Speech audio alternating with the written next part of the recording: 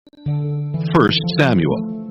1 Samuel, chapter 1. Now there was a certain man of Ramathaim Zophim of Mount Ephraim, and his name was Elkanah, the son of Jeroham, the son of Elihu, the son of Tohu, the son of Zuph, an Ephrathite. And he had 2 wives. The name of the one was Hannah, and the name of the other Peninnah. And Peninnah had children, but Hannah had no children. And this man went up out of his city yearly to worship and to sacrifice unto the Lord of hosts in Shiloh. And the 2 sons of Eli, Hophni and Phinehas, the priests of the Lord, were there. And when the time was that Elkanah offered, he gave to Peninnah his wife, and to all her sons and her daughters, portions. But unto Hannah he gave a worthy portion, for he loved Hannah, but the Lord had shut up her womb. And her adversary also provoked her sore, for to make her fret, because the Lord had shut up her womb. And as he did so year by year, when she went up to the house of the Lord, so she provoked her. Therefore she wept, and did not eat. Then said Elkanah her husband to her, Hannah, why weepest thou? And why eatest thou not? And why is thy heart grieved? Am not I better to thee than 10 sons? So Hannah rose up after they had eaten in Shiloh, and after they had drunk. Now Eli the priest sat upon a seat by a post of the temple of the Lord. And she was in bitterness of soul, and prayed unto the Lord, and wept sore. And she vowed a vow, and said, O Lord of hosts, if thou wilt indeed look on the affliction of thine handmaid, and remember me, and not forget thine handmaid, but wilt give unto thine handmaid a man-child, then I will give him unto the Lord all the days of his life, and there shall no razor come upon his head. And it came to pass, as she continued praying before the Lord, that Eli marked her mouth. Now Hannah, she spake in her heart. Only her lips moved, but her voice was not heard. Therefore Eli thought she had been drunken. And Eli said unto her, How long wilt thou be drunken? Put away thy wine from thee. And Hannah answered and said, No, my Lord, I am a woman of a sorrowful spirit. I have drunk neither wine nor strong drink, but have poured out my soul before the Lord. Count not thine handmaid for a daughter of Belial, for out of the abundance of my complaint and grief have I spoken hitherto. Then Eli answered and said, Go in peace, and the God of Israel grant thee thy petition that thou hast asked of him. And she said, Let thine handmaid find grace in thy sight. So the woman went her way, and did eat, and her countenance was no more sad. And they rose up in the morning early, and worshipped before the Lord, and returned and came to their house to Ramah. And Elkanah knew Hannah his wife, and the Lord remembered her. Wherefore it came to pass, when the time was come about after Hannah had conceived, that she bare a son, and called his name Samuel, saying, Because I have asked him of the Lord. And the man Elkanah and all his house went up to offer unto the Lord the yearly sacrifice, and his vow. But Hannah went not up, for she said unto her husband, I will not go up until the child be weaned, and then I will bring him, that he may appear before the Lord, and there abide forever. And Elkanah her husband said unto her, Do what seemeth thee good. Tarry until thou have weaned him. Only the Lord established his word. So the woman abode, and gave her son suck until she weaned him. And when she had weaned him, she took him up with her, with 3 bullocks, and 1 ephah of flour, and a bottle of wine, and brought him unto the house of the Lord in Shiloh, and the child was young. And they slew a bullock, and brought the child to Eli. And she said, O my Lord, as thy soul liveth, my Lord, I am the woman that stood by thee here praying unto the Lord. For this child I prayed, and the Lord hath given me my petition which I asked of him. Therefore also I have lent him to the Lord. As long as he liveth, he shall be lent to the Lord. And he worshipped the Lord there. 1 Samuel, chapter 2. And Hannah prayed and said, My heart rejoiceth in the Lord. Mine horn is exalted in the Lord. My mouth is enlarged over mine enemies, because I rejoice in thy salvation. There is none holy as the Lord, for there is none beside thee. Neither is there any rock like our God. Talk no more so exceeding proudly. Let not arrogancy come out of your mouth, for the Lord is a God of knowledge, and by him actions are weighed. The bows of the mighty men are broken, and they that stumbled are girded with strength. They that were full have hired out themselves for bread, and they that were hungry ceased, so that the barren hath borne 7, and she that hath many children is waxed feeble. The Lord killeth and maketh alive. He bringeth down to the grave and bringeth up. The Lord maketh poor and maketh rich. He bringeth low and lifteth up. He raiseth up the poor out of the dust, and lifteth up the beggar from the dunghill, to set them among princes, and to make them inherit the throne of glory. For the pillars of the earth are the Lord's, and he hath set the world upon them. He will keep the feet of his saints, and the wicked shall be silent in darkness, for by strength shall no man prevail. The adversaries of the Lord shall be broken to pieces. Out of heaven shall he thunder upon them. The Lord shall judge the ends of the earth, and he shall give strength unto his king, and exalt the horn of his anointed. And Elkanah went to Ramah to his house, and the child did minister unto the Lord before Eli the priest. Now the sons of Eli were sons of Belial. They knew not the Lord. And the priest's custom with the people was that when any man offered sacrifice, the priest's servant came while the flesh was in seething, with a flesh hook of 3 teeth in his hand. And he struck it into the pan or kettle or cauldron or pot. All that the flesh hook brought up, the priest took for himself. So they did in Shiloh unto all the Israelites that came thither. Also before they burnt the fat, the priest's servant came and said to the man that sacrificed, Give flesh to roast for the priest, for he will not have sodden flesh of thee, but raw. And if any man said unto him, Let them not fail to burn the fat presently, and then take as much as thy soul desireth. Then he would answer him, Nay, but thou shalt give it me now, and if not, I will take it by force. Wherefore the sin of the young men was very great before the Lord, for men abhorred the offering of the Lord. But Samuel ministered before the Lord, being a child girded with a linen ephod. Moreover, his mother made him a little coat, and brought it to him from year to year when she came up with her husband to offer the yearly sacrifice. And Eli blessed Elkanah and his wife, and said, The Lord give thee seed of this woman for the loan which is lent to the Lord. And they went unto their own home. And the Lord visited Hannah so that she conceived, and bare 3 sons and 2 daughters. And the child Samuel grew before the Lord. Now Eli was very old, and heard all that his sons did unto all Israel, and how they lay with the women that assembled at the door of the tabernacle of the congregation. And he said unto them, Why do ye such things? For I hear of your evil dealings by all this people.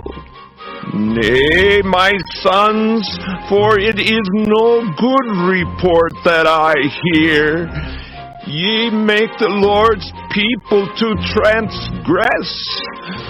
If one man sin against another, the judge shall judge him.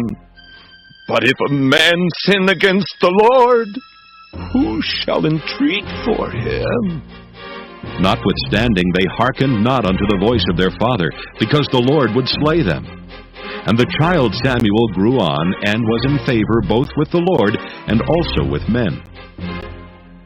And there came a man of God unto Eli, and said unto him, Thus saith the Lord, Did I plainly appear unto the house of thy father, when they were in Egypt in Pharaoh's house? And did I choose him out of all the tribes of Israel to be my priest?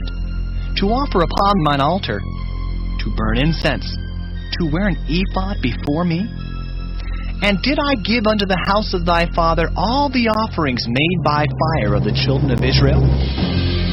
Wherefore kick ye at my sacrifice and at mine offering, which I have commanded in my habitation? And honorest thy sons above me, to make yourselves fat with the chiefest of all the offerings of Israel my people. Wherefore the Lord God of Israel saith, I said indeed that thy house and the house of thy father should walk before me forever. But now the Lord saith, Be it far from me, for them that honor me I will honor, and they that despise me shall be lightly esteemed. Behold, the days come that I will cut off thine arm, and the arm of thy father's house, that there shall not be an old man in thine house. And thou shalt see an enemy in my habitation, in all the wealth which God shall give Israel, and there shall not be an old man in thine house forever. And the man of thine, whom I shall not cut off from mine altar, shall be to consume thine eyes, and to grieve thine heart. And all the increase of thine house shall die in the flower of their age. And this shall be a sign unto thee, that shall come upon thy sons, on Hophni and Phinehas. In one day they shall die, both of them. And I will raise me up a faithful priest, that shall do according to that which is in mine heart and in my mind. And I will build him a sure house, and he shall walk before mine anointed forever. And it shall come to pass that every one that is left in thine house shall come and crouch to him for a piece of silver and a morsel of bread, and shall say, Put me, I pray thee, into one of the priest's offices, that I may eat a piece of bread. 1 Samuel, chapter 3. And the child Samuel ministered unto the Lord before Eli. And the word of the Lord was precious in those days. There was no open vision. And it came to pass at that time, when Eli was laid down in his place, and his eyes began to wax dim, that he could not see. And ere the lamp of God went out in the temple of the Lord, where the ark of God was, and Samuel was laid down to sleep, that the Lord called, Samuel. And he answered, Here am I.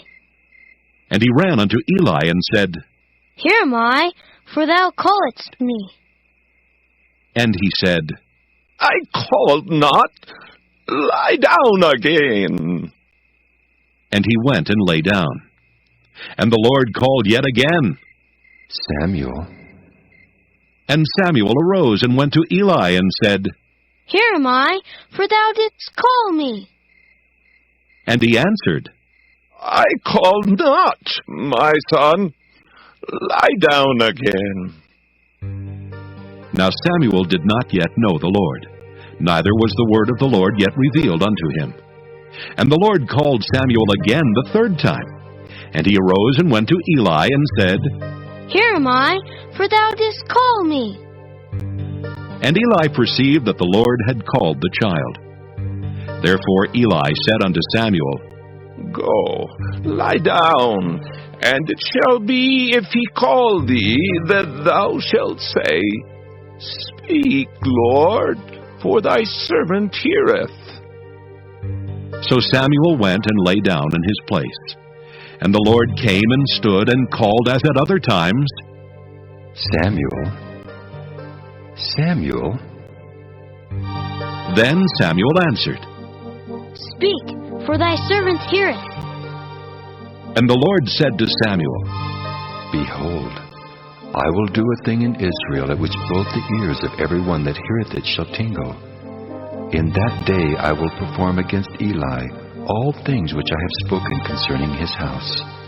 When I begin, I will also make an end. For I have told him that I will judge his house forever for the iniquity which he knoweth, because his sons made themselves vile, and he restrained them not.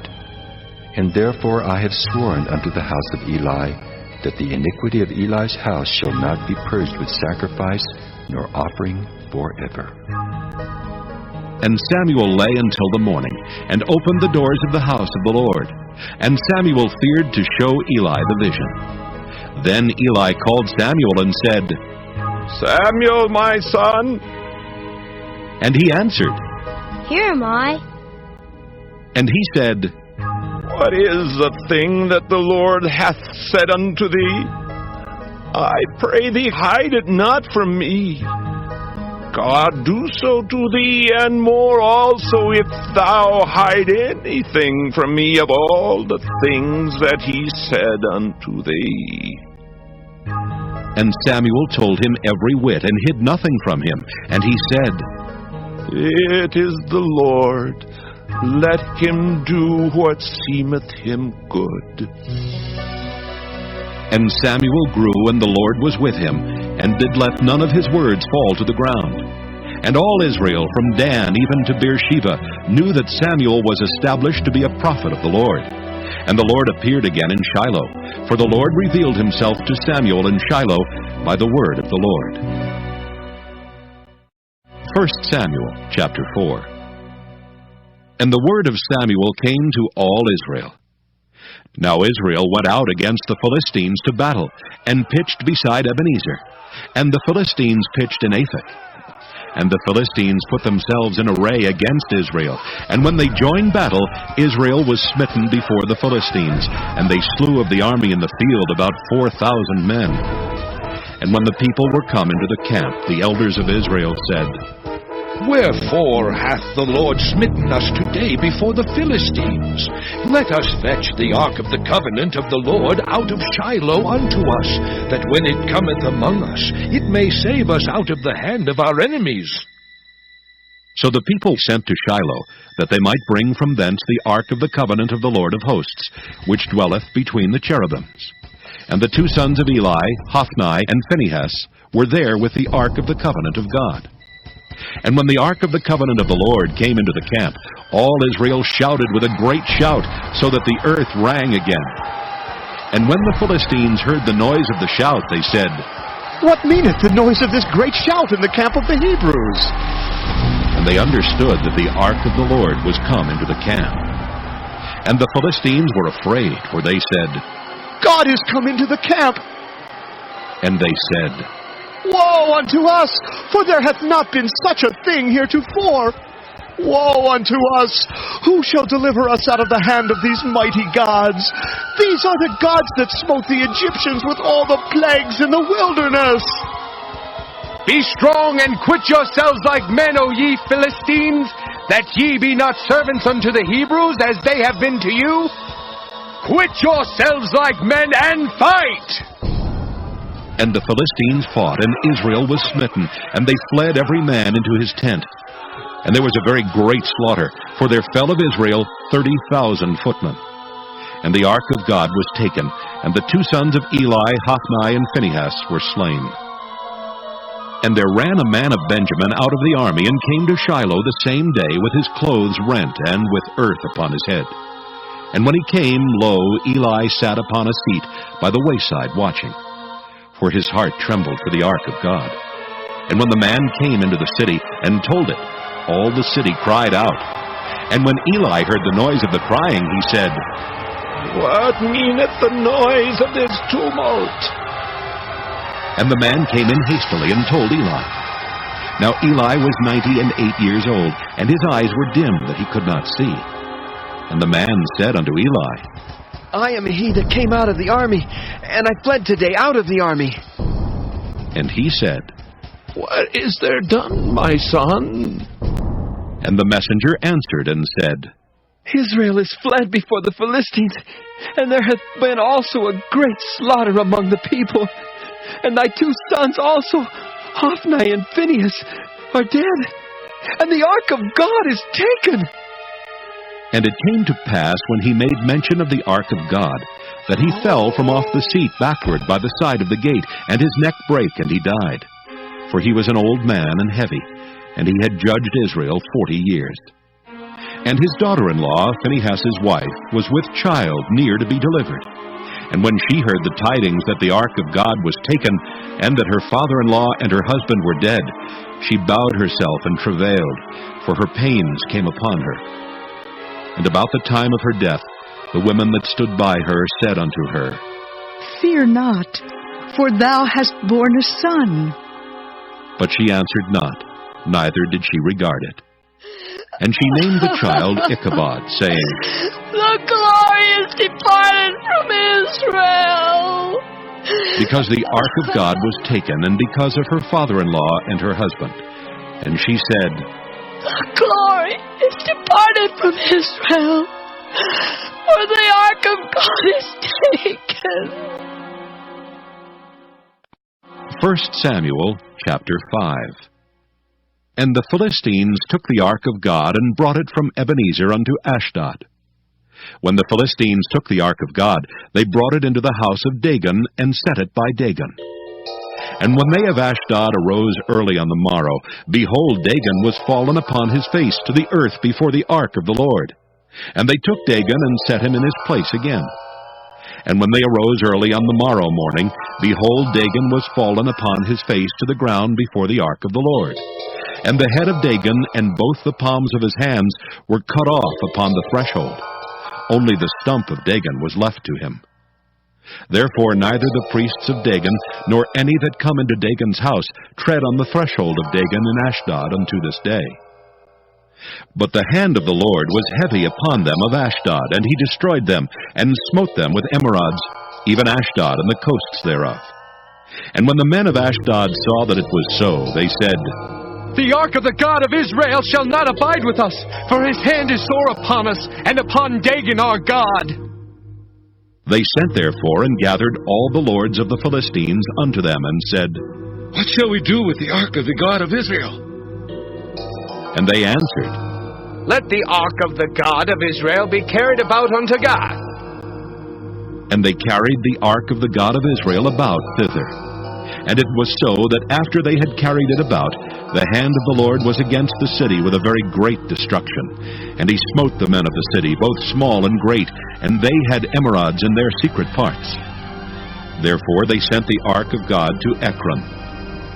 And it came to pass, as the ark of God came to Ekron, that the Ekronites cried out, saying, They have brought about the ark of the God of Israel to us, to slay us and our people.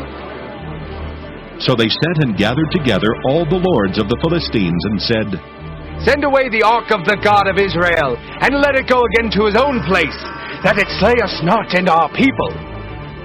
For there was a deadly destruction throughout all the city. The hand of God was very heavy there. And the men that died not were smitten with the emerods, and the cry of the city went up to heaven. 1 Samuel chapter 6. And the ark of the Lord was in the country of the Philistines 7 months. And the Philistines called for the priests and the diviners, saying, What shall we do to the ark of the Lord? Tell us wherewith we shall send it to his place. And they said, If ye send away the ark of the God of Israel, send it not empty, but in any wise return him a trespass offering. Then ye shall be healed, and it shall be known to you why his hand is not removed from you. Then said they, What shall be the trespass offering which we shall return to him? They answered, 5 golden emerods, and 5 golden mice, according to the number of the lords of the Philistines. For one plague was on you all, and on your lords. Wherefore ye shall make images of your emerods, and images of your mice, that mar the land, and ye shall give glory unto the God of Israel. Peradventure he will lighten his hand from off you, and from off your gods, and from off your land. Wherefore then do ye harden your hearts, as the Egyptians and Pharaoh hardened their hearts? When he had wrought wonderfully among them, did they not let the people go, and they departed? Now therefore make a new cart, and take 2 milch kine, on which there hath come no yoke, and tie the kine to the cart, and bring their calves home from them. and take the ark of the Lord, and lay it upon the cart, and put the jewels of gold which ye return him for a trespass offering in a coffer by the side thereof, and send it away, that it may go. And see if it goeth up by the way of his own coast to Bethshemesh. Then he hath done us this great evil. But if not, then we shall know that it is not his hand that smote us. It was a chance that happened to us. And the men did so, and took 2 milch kine, and tied them to the cart, and shut up their calves at home. And they laid the ark of the Lord upon the cart, and the coffer with the mice of gold and the images of their emerods. And the kine took the straight way to the way of Bethshemesh, and went along the highway, lowing as they went, and turned not aside to the right hand or to the left. And the lords of the Philistines went after them unto the border of Bethshemesh. And they of Bethshemesh were reaping their wheat harvest in the valley. And they lifted up their eyes, and saw the ark, and rejoiced to see it. And the cart came into the field of Joshua, a Bethshemite, and stood there, where there was a great stone. And they clave the wood of the cart, and offered the kine a burnt offering unto the Lord. And the Levites took down the ark of the Lord, and the coffer that was with it, wherein the jewels of gold were, and put them on the great stone. And the men of Bethshemesh offered burnt offerings and sacrificed sacrifices the same day unto the Lord. And when the 5 lords of the Philistines had seen it, they returned to Ekron the same day. And these are the golden emerods which the Philistines returned for a trespass offering unto the Lord. For Ashdod 1, for Gaza 1, for Askelon 1, for Gath 1, for Ekron 1. And the golden mice, according to the number of all the cities of the Philistines, belonging to the 5 lords, both of fenced cities and of country villages, even unto the great stone of Abel, whereon they set down the ark of the Lord, which stone remaineth unto this day in the field of Joshua the Bethshemite. And he smote the men of Bethshemesh, because they had looked into the ark of the Lord. Even he smote of the people 50,000 and 80 men. And the people lamented, because the Lord had smitten many of the people with a great slaughter. And the men of Bethshemesh said, Who is able to stand before this holy Lord God? And to whom shall he go up from us? And they sent messengers to the inhabitants of Kirjath-jearim, saying, The Philistines have brought again the ark of the Lord. Come ye down, and fetch it up to you. 1 Samuel, chapter 7.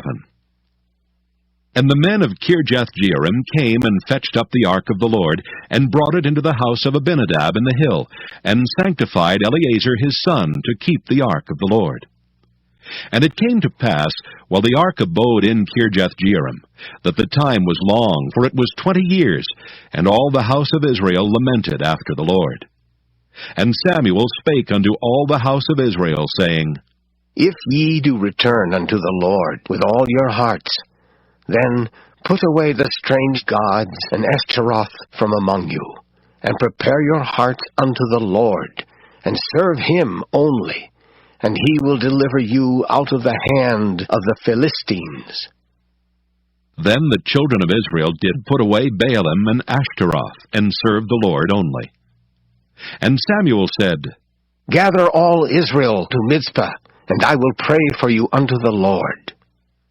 And they gathered together to Mizpah, and drew water, and poured it out before the Lord, and fasted on that day, and said there, We have sinned against the Lord. And Samuel judged the children of Israel in Mizpah. And when the Philistines heard that the children of Israel were gathered together to Mizpah, the lords of the Philistines went up against Israel. And when the children of Israel heard it, they were afraid of the Philistines. And the children of Israel said to Samuel, Cease not to cry unto the Lord our God for us, that he will save us out of the hand of the Philistines. And Samuel took a sucking lamb, and offered it for a burnt offering wholly unto the Lord. And Samuel cried unto the Lord for Israel, and the Lord heard him. And as Samuel was offering up the burnt offering, the Philistines drew near to battle against Israel. But the Lord thundered with a great thunder on that day upon the Philistines, and discomfited them, and they were smitten before Israel.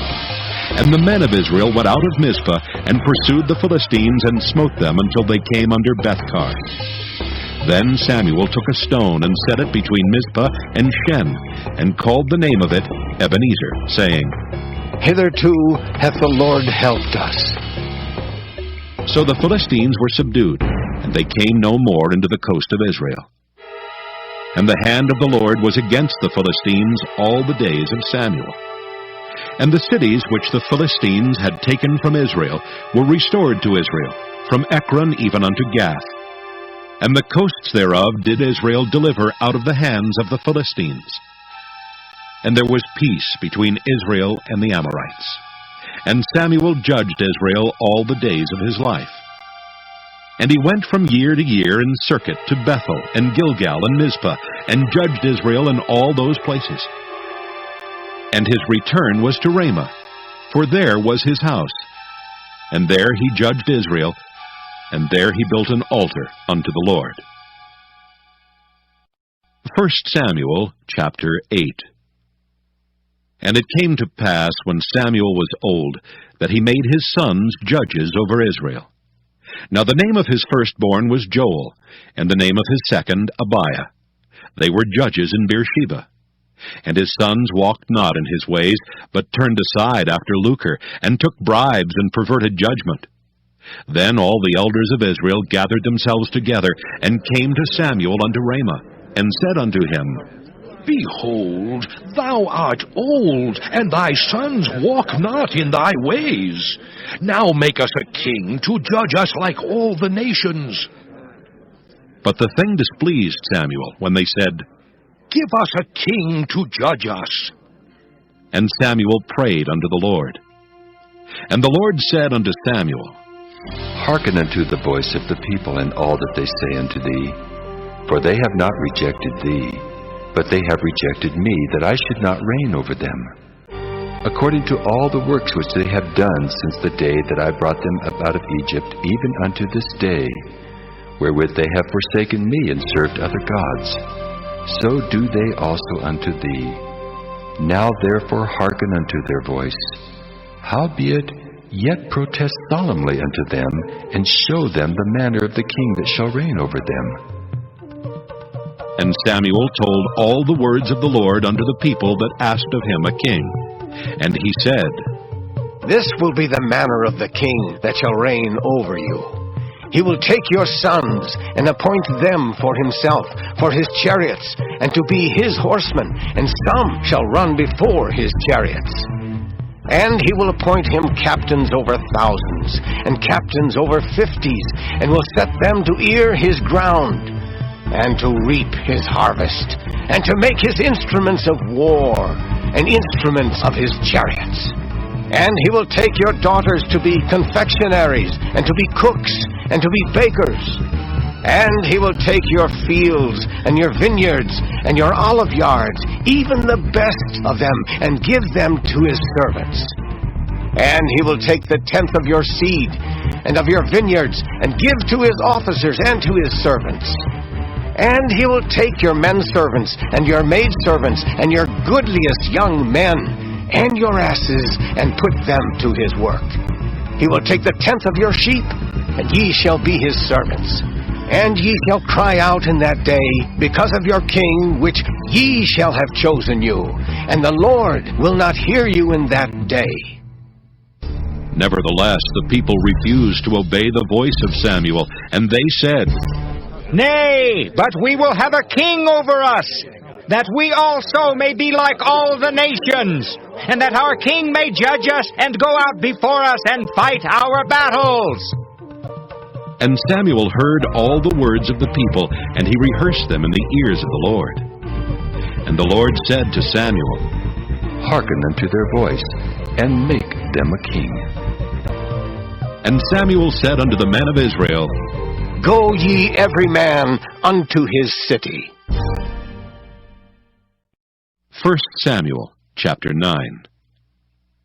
Now there was a man of Benjamin whose name was Kish, the son of Abiel, the son of Zeror, the son of Bechorath, the son of Aphiah, a Benjamite, a mighty man of power. And he had a son whose name was Saul, a choice young man and a goodly. And there was not among the children of Israel a goodlier person than he. From his shoulders and upward he was higher than any of the people. And the asses of Kish Saul's father were lost. And Kish said to Saul his son, Take now one of the servants with thee, and arise, go seek the asses. And he passed through Mount Ephraim, and passed through the land of Shalisha, but they found them not. Then they passed through the land of Shalem, and there they were not. And he passed through the land of the Benjamites, but they found them not. And when they were come to the land of Zuph, Saul said to his servant that was with him, Come, and let us return, lest my father leave caring for the asses, and take thought for us. And he said unto him, Behold now, there is in this city a man of God, and he is an honorable man. All that he saith cometh surely to pass. Now let us go thither. Peradventure he can show us our way that we should go. Then said Saul to his servant, But behold, if we go, what shall we bring the man? For the bread is spent in our vessels, and there is not a present to bring to the man of God. What have we? And the servant answered Saul again and said, Behold, I have here at hand the 4th part of a shekel of silver. That will I give to the man of God, to tell us our way. Beforetime in Israel, when a man went to inquire of God, thus he spake, Come, and let us go to the seer. For he that is now called a prophet was beforetime called a seer. Then Saul said to his servant, Well said. Come, let us go. So they went unto the city where the man of God was. And as they went up the hill to the city, they found young maidens going out to draw water, and said unto them, Is the seer here? And they answered them and said, He is. Behold, he is before you. Make haste now, for he came today to the city. For there is a sacrifice of the people today in the high place.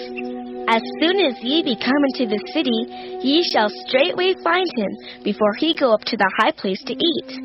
For the people will not eat until he come, because he doth bless the sacrifice, and afterwards they eat that be bidden. Now therefore get you up, for about this time ye shall find him. And they went up into the city. And when they were come into the city, behold, Samuel came out against them, for to go up to the high place. Now the Lord had told Samuel in his ear a day before Saul came, saying, Tomorrow about this time I will send thee a man out of the land of Benjamin, and thou shalt anoint him to be captain over my people Israel, that he may save my people out of the hand of the Philistines. For I have looked upon my people, because their cry is come unto me. And when Samuel saw Saul, the Lord said unto him, Behold the man whom I spake to thee of.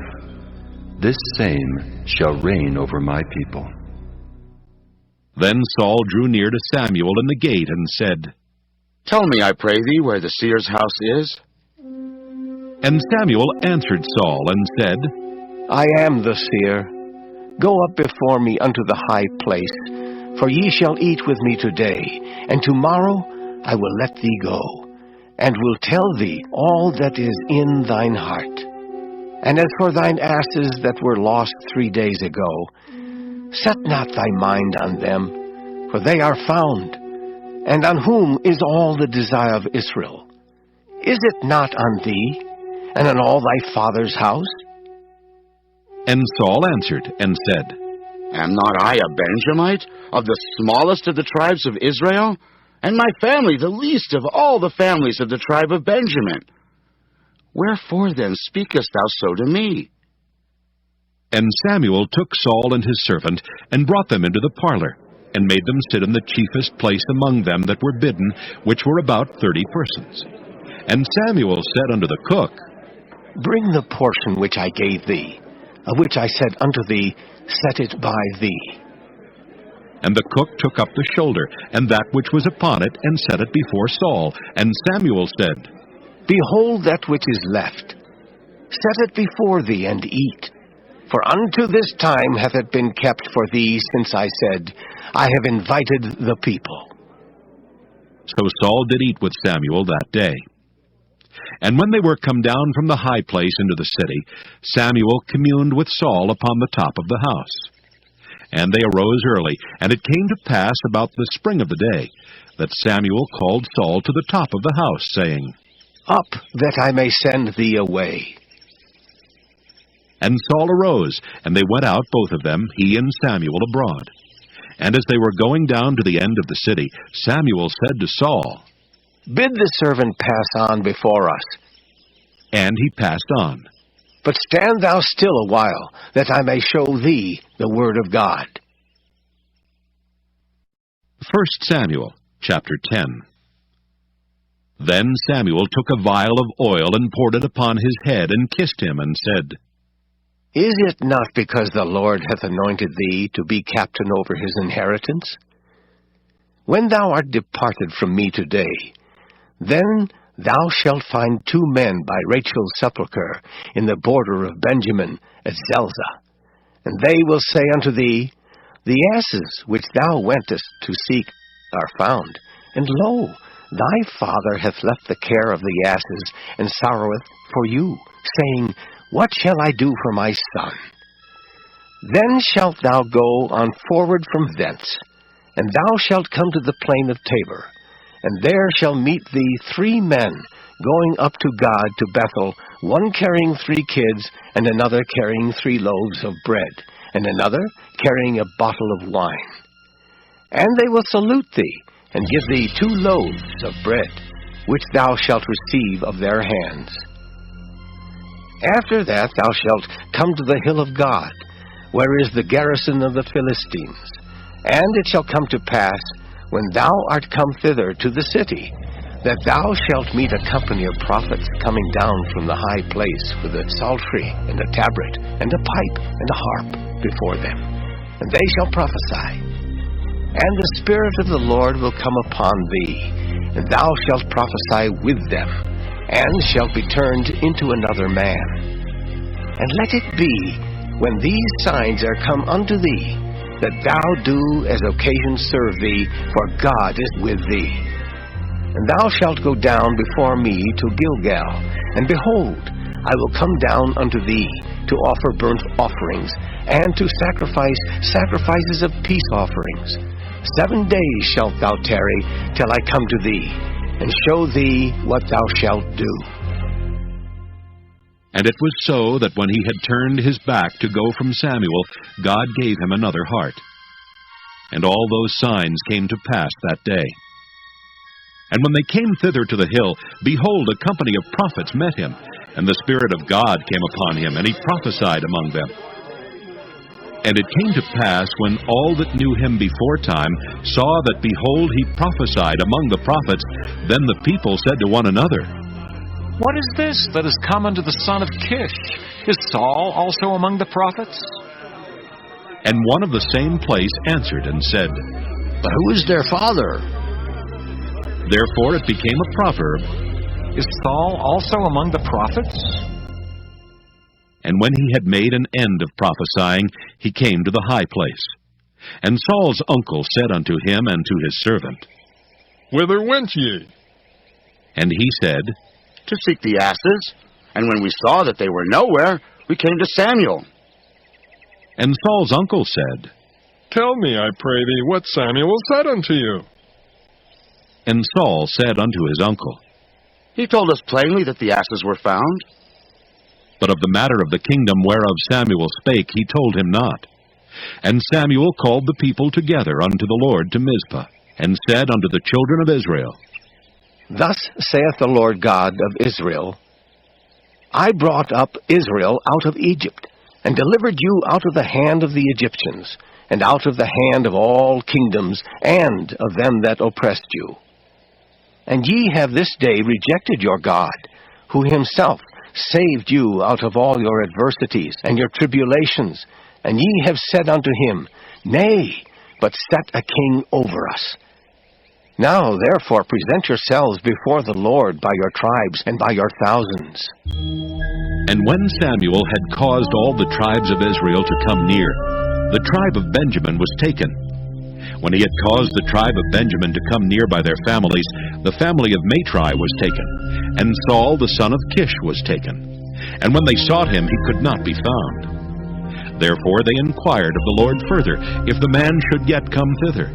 And the Lord answered, Behold, he hath hid himself among the stuff. And they ran and fetched him thence. And when he stood among the people, he was higher than any of the people from his shoulders and upward. And Samuel said to all the people, See ye him whom the Lord hath chosen, that there is none like him among all the people. And all the people shouted and said, God save the king! Then Samuel told the people the manner of the kingdom, and wrote it in a book, and laid it up before the Lord. And Samuel sent all the people away, every man to his house. And Saul also went home to Gibeah, and there went with him a band of men whose hearts God had touched. But the children of Belial said, How shall this man save us? And they despised him, and brought him no presents, but he held his peace. 1 Samuel chapter 11.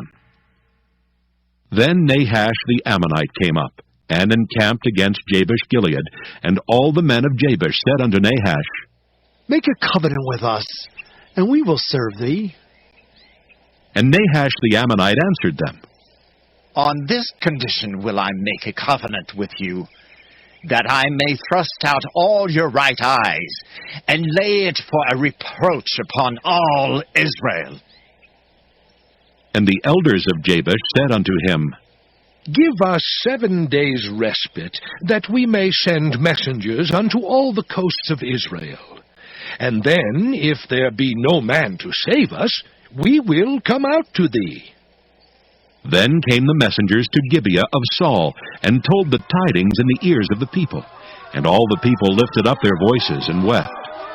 And behold, Saul came after the herd out of the field, and Saul said, What aileth the people that they weep? And they told him the tidings of the men of Jabesh.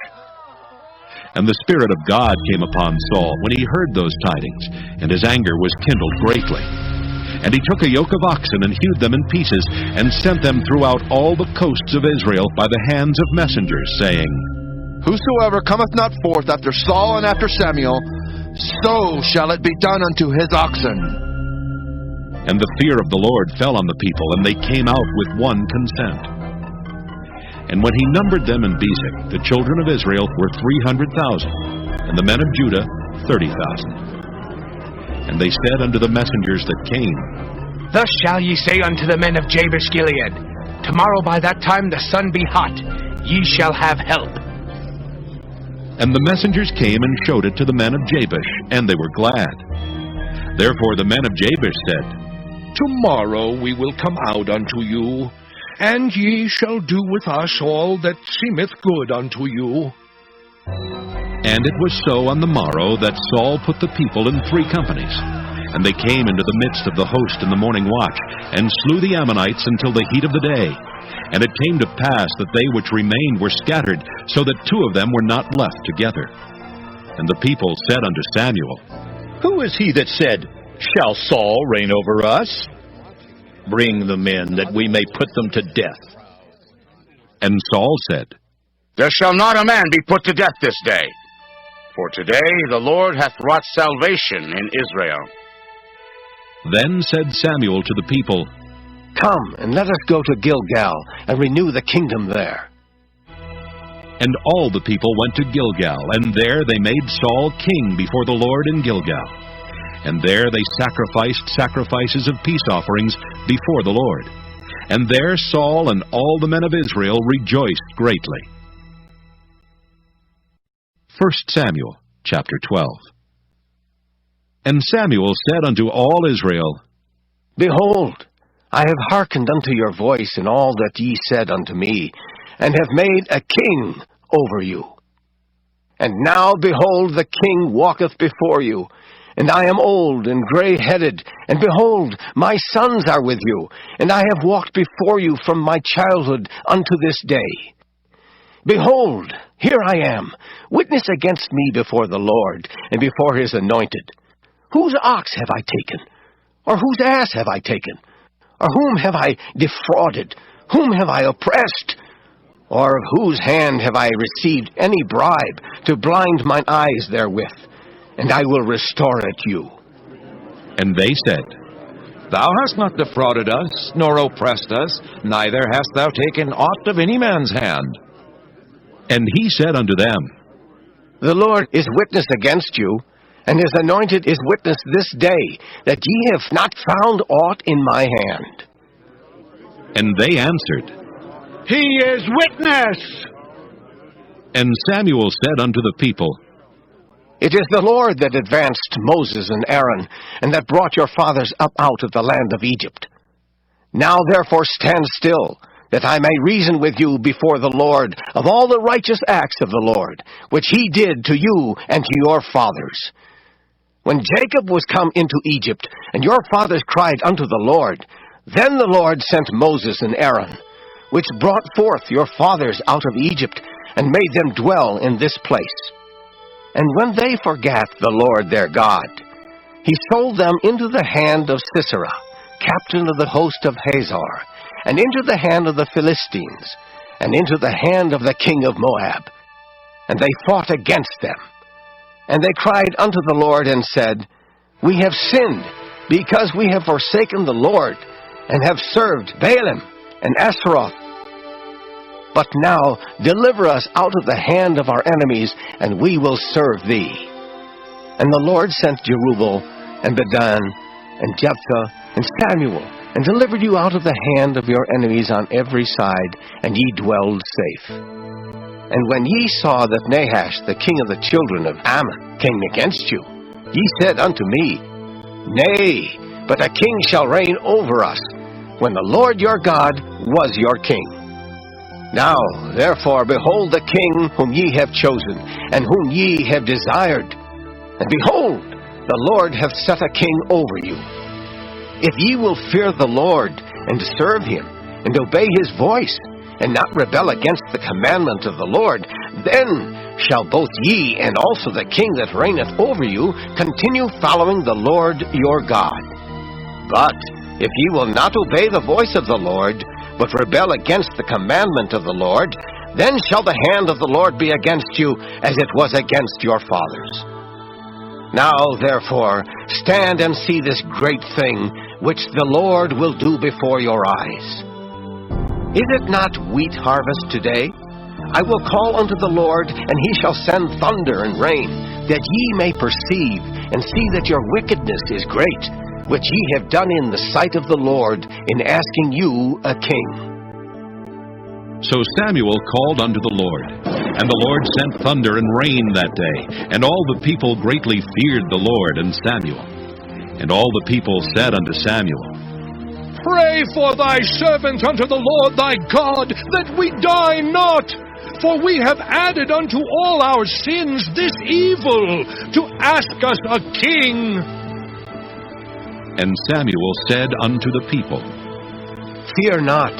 Ye have done all this wickedness, yet turn not aside from following the Lord, but serve the Lord with all your heart. And turn ye not aside, for then should ye go after vain things, which cannot profit nor deliver, for they are vain. For the Lord will not forsake his people for his great name's sake, because it hath pleased the Lord to make you his people. Moreover, as for me, God forbid that I should sin against the Lord in ceasing to pray for you, but I will teach you the good and the right way. Only fear the Lord, and serve him in truth with all your heart, for consider how great things he hath done for you. But if ye shall still do wickedly, ye shall be consumed, both ye and your king. 1 Samuel chapter 13. Saul reigned 1 year. And when he had reigned 2 years over Israel, Saul chose him 3,000 men of Israel, whereof 2,000 were with Saul in Michmash and in Mount Bethel, and 1,000 were with Jonathan in Gibeah of Benjamin. And the rest of the people he sent every man to his tent. And Jonathan smote the garrison of the Philistines that was in Geba, and the Philistines heard of it. And Saul blew the trumpet throughout all the land, saying, Let the Hebrews hear! And all Israel heard say that Saul had smitten the garrison of the Philistines. and that Israel also was had an abomination with the Philistines. And the people were called together after Saul to Gilgal. And the Philistines gathered themselves together to fight with Israel, 30,000 chariots, and 6,000 horsemen, and people as the sand which is on the seashore in multitude. And they came up and pitched in Michmash, eastward from Bethaven. When the men of Israel saw that they were in a strait, for the people were distressed, then the people did hide themselves in caves and in thickets, and in rocks, and in high places, and in pits. And some of the Hebrews went over Jordan to the land of Gad and Gilead. As for Saul, he was yet in Gilgal, and all the people followed him trembling. And he tarried 7 days, according to the set time that Samuel had appointed. But Samuel came not to Gilgal, and the people were scattered from him. And Saul said, Bring hither a burnt offering to me, and peace offerings. And he offered the burnt offering. And it came to pass, that as soon as he had made an end of offering the burnt offering, behold, Samuel came, and Saul went out to meet him, that he might salute him. And Samuel said, What hast thou done? And Saul said, Because I saw that the people were scattered from me, and that thou camest not within the days appointed, and that the Philistines gathered themselves together at Michmash. Therefore, said I, the Philistines will come down now upon me to Gilgal, and I have not made supplication unto the Lord. I forced myself, therefore, and offered a burnt offering. And Samuel said to Saul, Thou hast done foolishly. Thou hast not kept the commandment of the Lord thy God, which he commanded thee. For now would the Lord have established thy kingdom upon Israel forever. But now thy kingdom shall not continue. The Lord hath sought him a man after his own heart, and the Lord hath commanded him to be captain over his people, because thou hast not kept that which the Lord commanded thee. And Samuel arose and gat him up from Gilgal unto Gibeah of Benjamin. And Saul numbered the people that were present with him, about 600 men. And Saul and Jonathan his son, and the people that were present with them, abode in Gibeah of Benjamin. But the Philistines encamped in Michmash. And the spoilers came out of the camp of the Philistines in 3 companies. 1 company turned unto the way that leadeth to Ophrah, unto the land of Shual.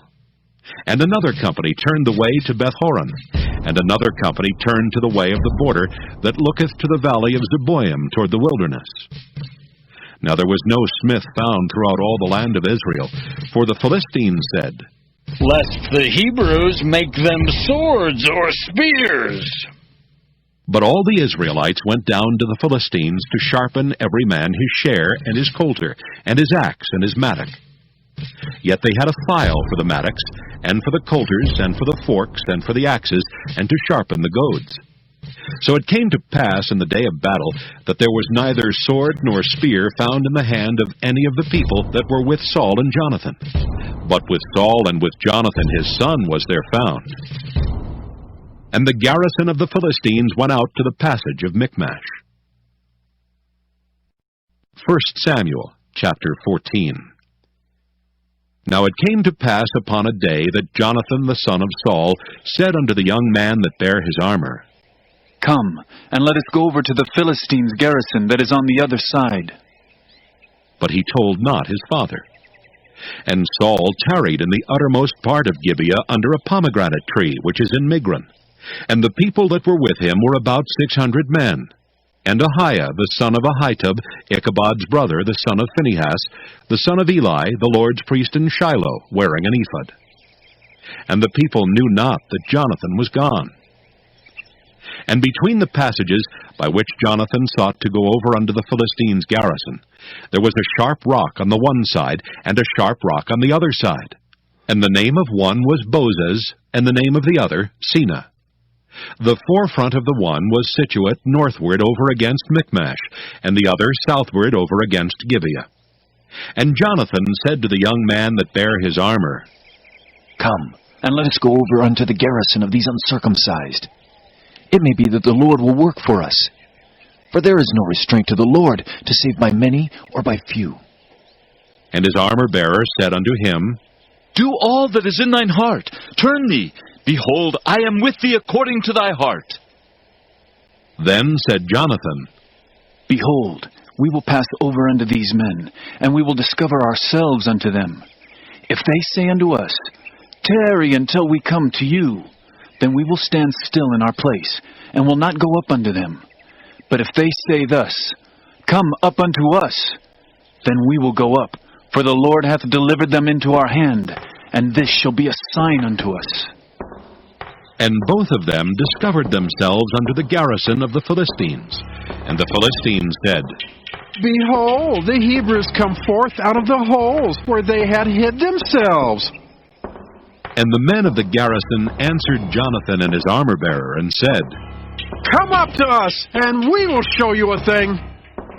And Jonathan said unto his armor-bearer, Come up after me, for the Lord hath delivered them into the hand of Israel. And Jonathan climbed up upon his hands and upon his feet, and his armor-bearer after him. And they fell before Jonathan, and his armor-bearer slew after him. And that first slaughter, which Jonathan and his armor-bearer made, was about 20 men, within, as it were, an half-acre of land, which a yoke of oxen might plow. And there was trembling in the host in the field and among all the people. The garrison and the spoilers, they also trembled, and the earth quaked, so it was a very great trembling. And the watchmen of Saul and Gibeah of Benjamin looked, and behold, the multitude melted away, and they went on beating down one another. Then said Saul unto the people that were with him, Number now, and see who is gone from us. And when they had numbered, behold, Jonathan and his armor-bearer were not there. And Saul said unto Ahiah, Bring hither the ark of God. For the ark of God was at that time with the children of Israel. And it came to pass, while Saul talked unto the priest, that the noise that was in the host of the Philistines went on and increased. And Saul said unto the priest, Withdraw thine hand. And Saul and all the people that were with him assembled themselves. And they came to the battle. And behold, every man's sword was against his fellow, and there was a very great discomfiture. Moreover, the Hebrews that were with the Philistines before that time, which went up with them into the camp from the country round about, even they also turned to be with the Israelites that were with Saul and Jonathan. Likewise, all the men of Israel which had hid themselves in Mount Ephraim, when they heard that the Philistines fled, even they also followed hard after them in the battle. So the Lord saved Israel that day, and the battle passed over unto Bethaven. And the men of Israel were distressed that day, for Saul had adjured the people, saying, Cursed be the man that eateth any food until evening, that I may be avenged on mine enemies. So none of the people tasted any food. And all they of the land came to a wood, and there was honey upon the ground. And when the people were come into the wood, behold, the honey dropped, but no man put his hand to his mouth, for the people feared the oath. But Jonathan heard not when his father charged the people with the oath. Wherefore he put forth the end of the rod that was in his hand, and dipped it in an honeycomb, and put his hand to his mouth, and his eyes were enlightened.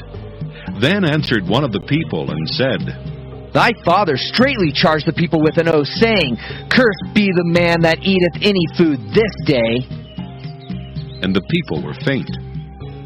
Then said Jonathan, My father hath troubled the land. See, I pray you, how mine eyes have been enlightened, because I tasted a little of this honey. How much more, if haply the people had eaten freely today of the spoil of their enemies which they found? For had there not been now a much greater slaughter among the Philistines? And they smote the Philistines that day from Michmash to Ajalon, and the people were very faint. And the people flew upon the spoil, and took sheep and oxen and calves, and slew them on the ground, and the people did eat them with the blood. Then they told Saul, saying, Behold, the people sin against the Lord, in that they eat with the blood. And he said, Ye have transgressed. Roll a great stone unto me this day. And Saul said, Disperse yourselves among the people, and say unto them, Bring me hither every man his ox, and every man his sheep, and slay them here, and eat, and sin not against the Lord in eating with the blood. And all the people brought every man his ox with him that night, and slew them there. And Saul built an altar unto the Lord. The same was the first altar that he built unto the Lord. And Saul said, Let us go down after the Philistines by night, and spoil them until the morning light, and let us not leave a man of them. And they said, Do whatsoever seemeth good unto thee. Then said the priest, Let us draw near hither unto God. And Saul asked counsel of God. Shall I go down after the Philistines? Wilt thou deliver them into the hand of Israel? But he answered him not that day. And Saul said, Draw ye near hither, all the chief of the people, and know and see wherein this sin hath been this day. For as the Lord liveth, which saveth Israel, though it be in Jonathan my son, he shall surely die. But there was not a man among all the people that answered him. Then said he unto all Israel, Be ye on one side, and I and Jonathan my son will be on the other side. And the people said unto Saul, Do what seemeth good unto thee. Therefore Saul said unto the Lord God of Israel, Give a perfect lot. And Saul and Jonathan were taken, but the people escaped. And Saul said, Cast lots between me and Jonathan my son. And Jonathan was taken. Then Saul said to Jonathan, Tell me what thou hast done. And Jonathan told him and said, I did but taste a little honey with the end of the rod that was in mine hand, and lo, I must die. And Saul answered, God do so, and more also, for thou shalt surely die, Jonathan. And the people said unto Saul, Shall Jonathan die, who hath wrought this great salvation in Israel? God forbid! As the Lord liveth, there shall not one hair of his head fall to the ground, for he hath wrought with God this day. So the people rescued Jonathan, that he died not. Then Saul went up from following the Philistines, and the Philistines went to their own place. So Saul took the kingdom over Israel, and fought against all his enemies on every side, against Moab, and against the children of Ammon, and against Edom, and against the kings of Zobah, and against the Philistines. And whithersoever he turned himself, he vexed them. And he gathered an host, and smote the Amalekites, and delivered Israel out of the hands of them that spoiled them. Now the sons of Saul were Jonathan, and Ishuai, and Malchishua. And the names of his two daughters were these, the name of the firstborn, Merab, and the name of the younger, Michal. And the name of Saul's wife was Ahinoam, the daughter of Ahimaaz. And the name of the captain of his host was Abner, the son of Ner, Saul's uncle. And Kish was the father of Saul, and Ner the father of Abner was the son of Abiel. And there was sore war against the Philistines all the days of Saul. And when Saul saw any strong man or any valiant man, he took him unto him. 1 Samuel chapter 15. Samuel also said unto Saul, The Lord sent me to anoint thee to be king over his people, over Israel. Now therefore hearken thou unto the voice of the words of the Lord. Thus saith the Lord of hosts, I remember that which Amalek did to Israel, how he laid wait for him in the way when he came up from Egypt.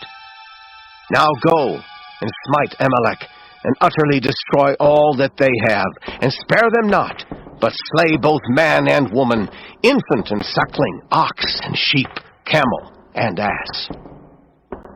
And Saul gathered the people together, and numbered them in Telaim 200,000 footmen, and 10,000 men of Judah. And Saul came to a city of Amalek, and laid wait in the valley. And Saul said unto the Kenites, Go, depart, get you down from among the Amalekites, lest I destroy you with them.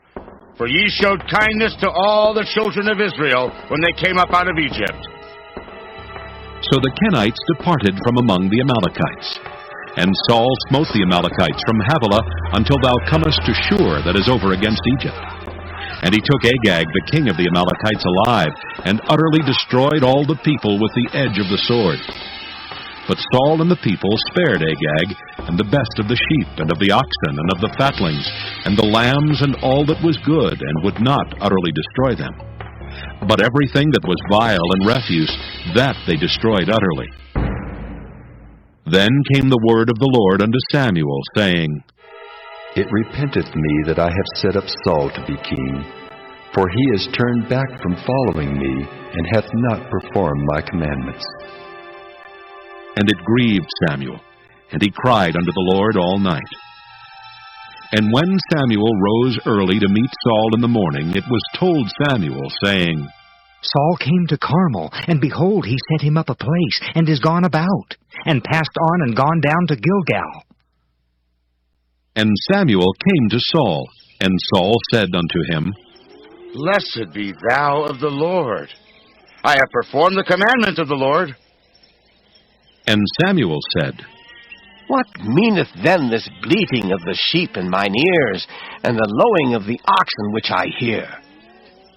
And Saul said, They have brought them from the Amalekites, for the people spared the best of the sheep and of the oxen, to sacrifice unto the Lord thy God, and the rest we have utterly destroyed. Then Samuel said unto Saul, Stay, and I will tell thee what the Lord hath said to me this night. And he said unto him, Say on. And Samuel said, When thou wast little in thine own sight, wast thou not made the head of the tribes of Israel? And the Lord anointed thee king over Israel? And the Lord sent thee on a journey, and said, Go, and utterly destroy the sinners, the Amalekites, and fight against them until they be consumed. Wherefore then didst thou not obey the voice of the Lord, but didst fly upon the spoil, and didst evil in the sight of the Lord? And Saul said unto Samuel, Yea, I have obeyed the voice of the Lord, and have gone the way which the Lord sent me, and have brought Agag the king of Amalek, and have utterly destroyed the Amalekites. But the people took of the spoil sheep and oxen, the chief of the things which should have been utterly destroyed, to sacrifice unto the Lord thy God in Gilgal. And Samuel said, Hath the Lord as great delight in burnt offerings and sacrifices as in obeying the voice of the Lord? Behold, to obey is better than sacrifice, and to hearken than the fat of rams. For rebellion is as the sin of witchcraft, and stubbornness is as iniquity and idolatry. Because thou hast rejected the word of the Lord, he hath also rejected thee from being king. And Saul said unto Samuel, I have sinned, for I have transgressed the commandment of the Lord and thy words, because I feared the people and obeyed their voice. Now therefore I pray thee, pardon my sin, and turn again with me, that I may worship the Lord. And Samuel said unto Saul, I will not return with thee, for thou hast rejected the word of the Lord, and the Lord hath rejected thee from being king over Israel. And as Samuel turned about to go away, he laid hold upon the skirt of his mantle, and it rent. And Samuel said unto him, The Lord hath rent the kingdom of Israel from thee this day, and hath given it to a neighbor of thine that is better than thou. And also the strength of Israel will not lie nor repent, for he is not a man that he should repent. Then he said, I have sinned.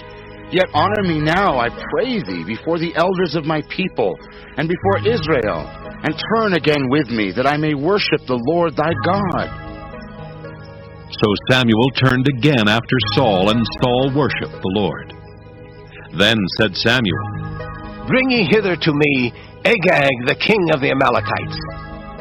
And Agag came unto him delicately. And Agag said, Surely the bitterness of death is past. And Samuel said, As thy sword hath made women childless, so shall thy mother be childless among women. And Samuel hewed Agag in pieces before the Lord in Gilgal. Then Samuel went to Ramah, and Saul went up to his house to Gibeah of Saul. And Samuel came no more to see Saul until the day of his death. Nevertheless, Samuel mourned for Saul, and the Lord repented that he had made Saul king over Israel. 1 Samuel chapter 16. And the Lord said unto Samuel, How long wilt thou mourn for Saul, seeing I have rejected him from reigning over Israel? Fill thine horn with oil and go. I will send thee to Jesse the Bethlehemite, for I have provided me a king among his sons. And Samuel said, How can I go? If Saul hear it, he will kill me. And the Lord said, Take an heifer with thee, and say, I am come to sacrifice to the Lord. And call Jesse to the sacrifice.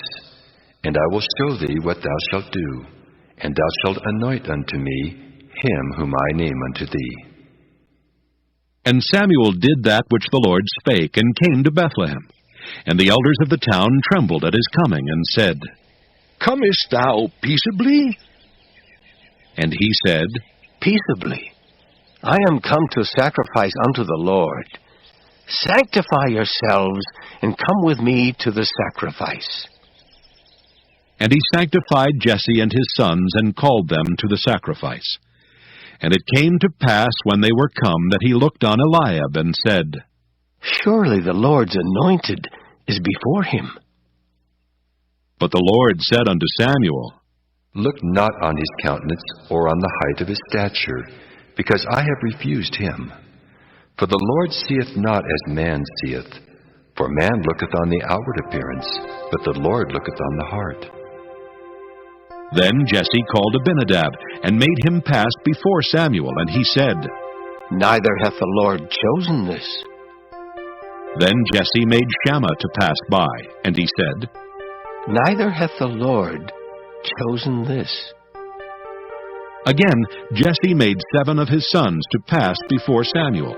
And Samuel said unto Jesse, The Lord hath not chosen these. And Samuel said unto Jesse, Are here all thy children? And he said, There remaineth yet the youngest, and behold, he keepeth the sheep. And Samuel said unto Jesse, Send and fetch him, for we will not sit down till he come hither. And he sent and brought him in. Now he was ruddy, and withal of a beautiful countenance, and goodly to look to. And the Lord said, Arise, anoint him, for this is he. Then Samuel took the horn of oil, and anointed him in the midst of his brethren. And the Spirit of the Lord came upon David from that day forward. So Samuel rose up and went to Ramah. But the Spirit of the Lord departed from Saul, and an evil spirit from the Lord troubled him. And Saul's servants said unto him, Behold now, an evil spirit from God troubleth thee. Let our Lord now command thy servants which are before thee to seek out a man who is a cunning player on an harp. And it shall come to pass, when the evil spirit from God is upon thee, that he shall play with his hand, and thou shalt be well. And Saul said unto his servants, Provide me now a man that can play well, and bring him to me.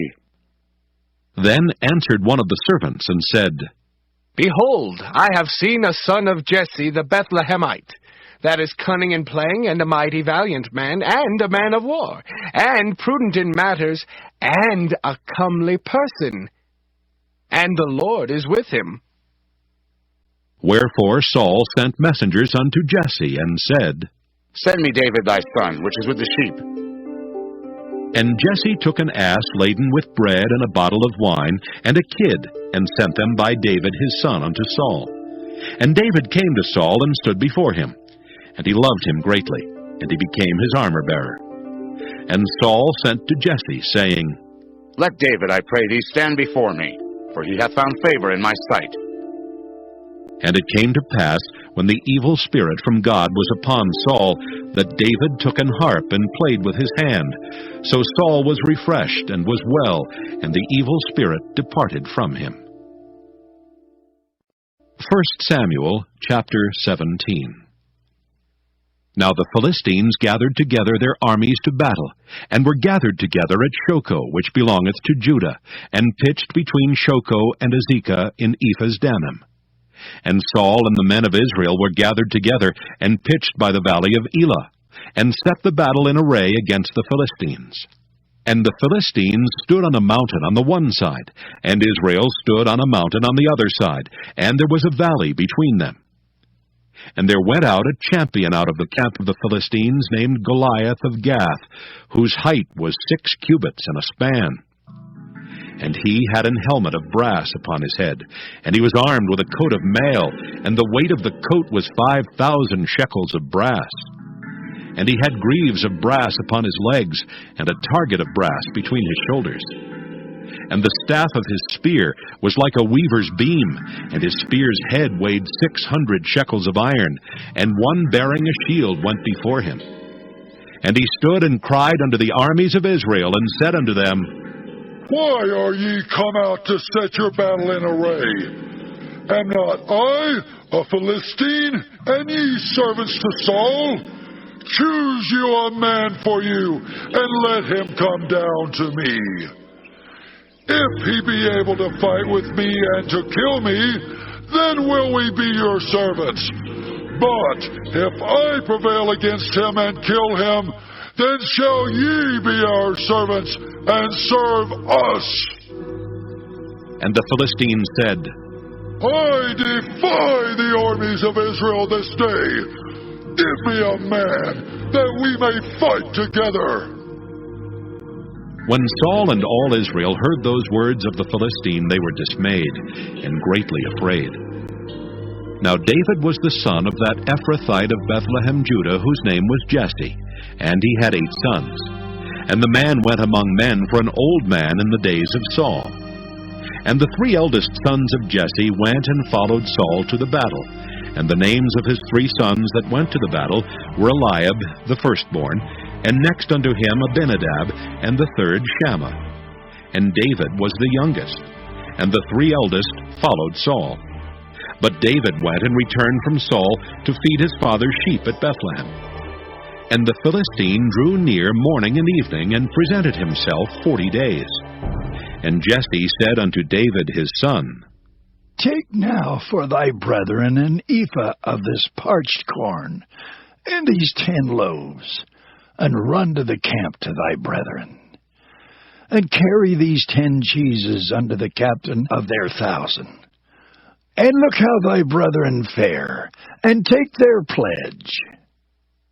Now Saul and they and all the men of Israel were in the valley of Elah, fighting with the Philistines. And David rose up early in the morning, and left the sheep with a keeper, and took and went as Jesse had commanded him. And he came to the trench as the host was going forth to the fight, and shouted for the battle. For Israel and the Philistines had put the battle in array, army against army. And David left his carriage in the hand of the keeper of the carriage, and ran into the army, and came and saluted his brethren. And as he talked with them, behold, there came up the champion, the Philistine of Gath, Goliath by name, out of the armies of the Philistines, and spake according to the same words, and David heard them. And all the men of Israel, when they saw the man, fled from him, and were sore afraid. And the men of Israel said, Have ye seen this man that is come up? Surely to defy Israel is he come up, and it shall be, that the man who killeth him, the king will enrich him with great riches, and will give him his daughter, and make his father's house free in Israel. And David spake to the men that stood by him, saying, What shall be done to the man that killeth this Philistine, and taketh away the reproach from Israel? For who is this uncircumcised Philistine, that he should defy the armies of the living God? And the people answered him after this manner, saying, So shall it be done to the man that killeth him. And Eliab his eldest brother heard when he spake unto the men. And Eliab's anger was kindled against David, and he said, Why camest thou down hither? And with whom hast thou left those few sheep in the wilderness? I know thy pride and the naughtiness of thine heart, for thou art come down that thou mightest see the battle. And David said, What have I now done? Is there not a cause? And he turned from him toward another, and spake after the same manner. And the people answered him again after the former manner. And when the words were heard which David spake, they rehearsed them before Saul, and he sent for him. And David said to Saul, Let no man's heart fail because of him. Thy servant will go and fight with this Philistine. And Saul said to David, Thou art not able to go against this Philistine to fight with him, for thou art but a youth, and he a man of war from his youth. And David said unto Saul, Thy servant kept his father's sheep, and there came a lion and a bear, and took a lamb out of the flock. And I went out after him, and smote him, and delivered it out of his mouth. And when he arose against me, I caught him by his beard, and smote him, and slew him. Thy servant slew both the lion and the bear, and this uncircumcised Philistine shall be as one of them, seeing he hath defied the armies of the living God. David said moreover, The Lord that delivered me out of the paw of the lion, and out of the paw of the bear, he will deliver me out of the hand of this Philistine. And Saul said unto David, Go, and the Lord be with thee. And Saul armed David with his armor, and he put an helmet of brass upon his head. Also he armed him with a coat of mail. And David girded his sword upon his armor, and he essayed to go, for he had not proved it. And David said unto Saul, I cannot go with these, for I have not proved them. And David put them off him. And he took his staff in his hand, and chose him 5 smooth stones out of the brook, and put them in a shepherd's bag which he had, even in a scrip.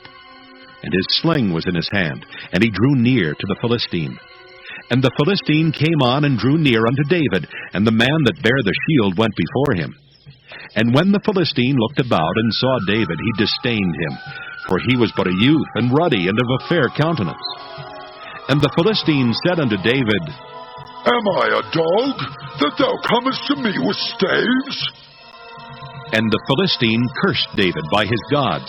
And the Philistine said to David, Come to me, and I will give thy flesh unto the fowls of the air, and to the beasts of the field.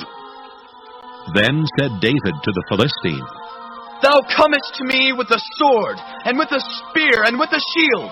But I come to thee in the name of the Lord of hosts, the God of the armies of Israel, whom thou hast defied.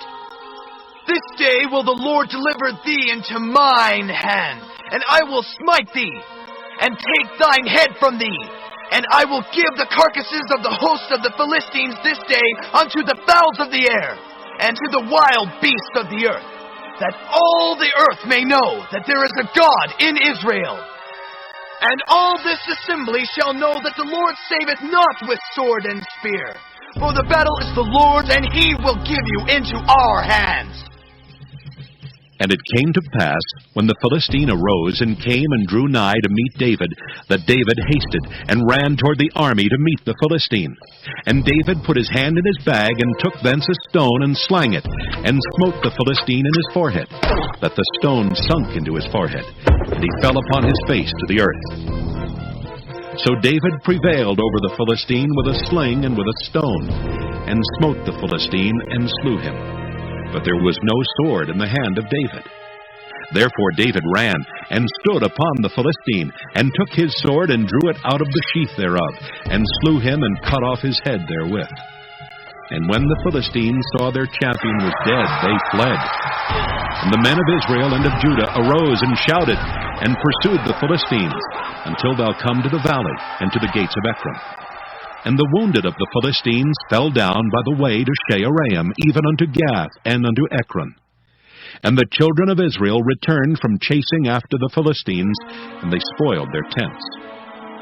And David took the head of the Philistine, and brought it to Jerusalem, but he put his armor in his tent. And when Saul saw David go forth against the Philistine, he said unto Abner, the captain of the host, Abner, whose son is this youth? And Abner said, As thy soul liveth, O king, I cannot tell. And the king said, Inquire thou whose son the stripling is. And as David returned from the slaughter of the Philistine, Abner took him and brought him before Saul with the head of the Philistine in his hand. And Saul said to him, Whose son art thou, thou young man? And David answered, I am the son of thy servant Jesse, the Bethlehemite. 1 Samuel, chapter 18. And it came to pass, when he had made an end of speaking unto Saul, that the soul of Jonathan was knit with the soul of David, and Jonathan loved him as his own soul. And Saul took him that day, and would let him go no more home to his father's house. Then Jonathan and David made a covenant, because he loved him as his own soul. And Jonathan stripped himself of the robe that was upon him, and gave it to David, and his garments, even to his sword, and to his bow, and to his girdle. And David went out whithersoever Saul sent him, and behaved himself wisely. And Saul set him over the men of war, and he was accepted in the sight of all the people, and also in the sight of Saul's servants. And it came to pass, as they came when David was returned from the slaughter of the Philistines, that the women came out of all cities of Israel, singing and dancing to meet King Saul, with tabrets, with joy, and with instruments of music. And the women answered one another as they played, and said, Saul has killed his 1,000, and David his 10,000. And Saul was very wroth, and the saying displeased him, and he said, They have ascribed unto David 10,000s, and to me they have ascribed but thousands. And what can he have more but the kingdom? And Saul eyed David from that day and forward. And it came to pass on the morrow that the evil spirit from God came upon Saul, and he prophesied in the midst of the house. And David played with his hand as at other times, and there was a javelin in Saul's hand. And Saul cast the javelin, for he said, I will smite David even to the wall with it. And David avoided out of his presence twice. And Saul was afraid of David, because the Lord was with him, and was departed from Saul. Therefore Saul removed him from him, and made him his captain over 1,000, and he went out and came in before the people. And David behaved himself wisely in all his ways, and the Lord was with him. Wherefore, when Saul saw that he behaved himself very wisely, he was afraid of him.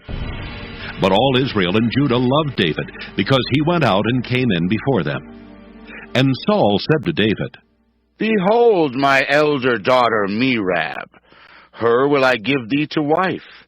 Only be thou valiant for me, and fight the Lord's battles. For Saul said, Let not mine hand be upon him, but let the hand of the Philistines be upon him. And David said unto Saul, Who am I? And what is my life, or my father's family in Israel, that I should be son-in-law to the king?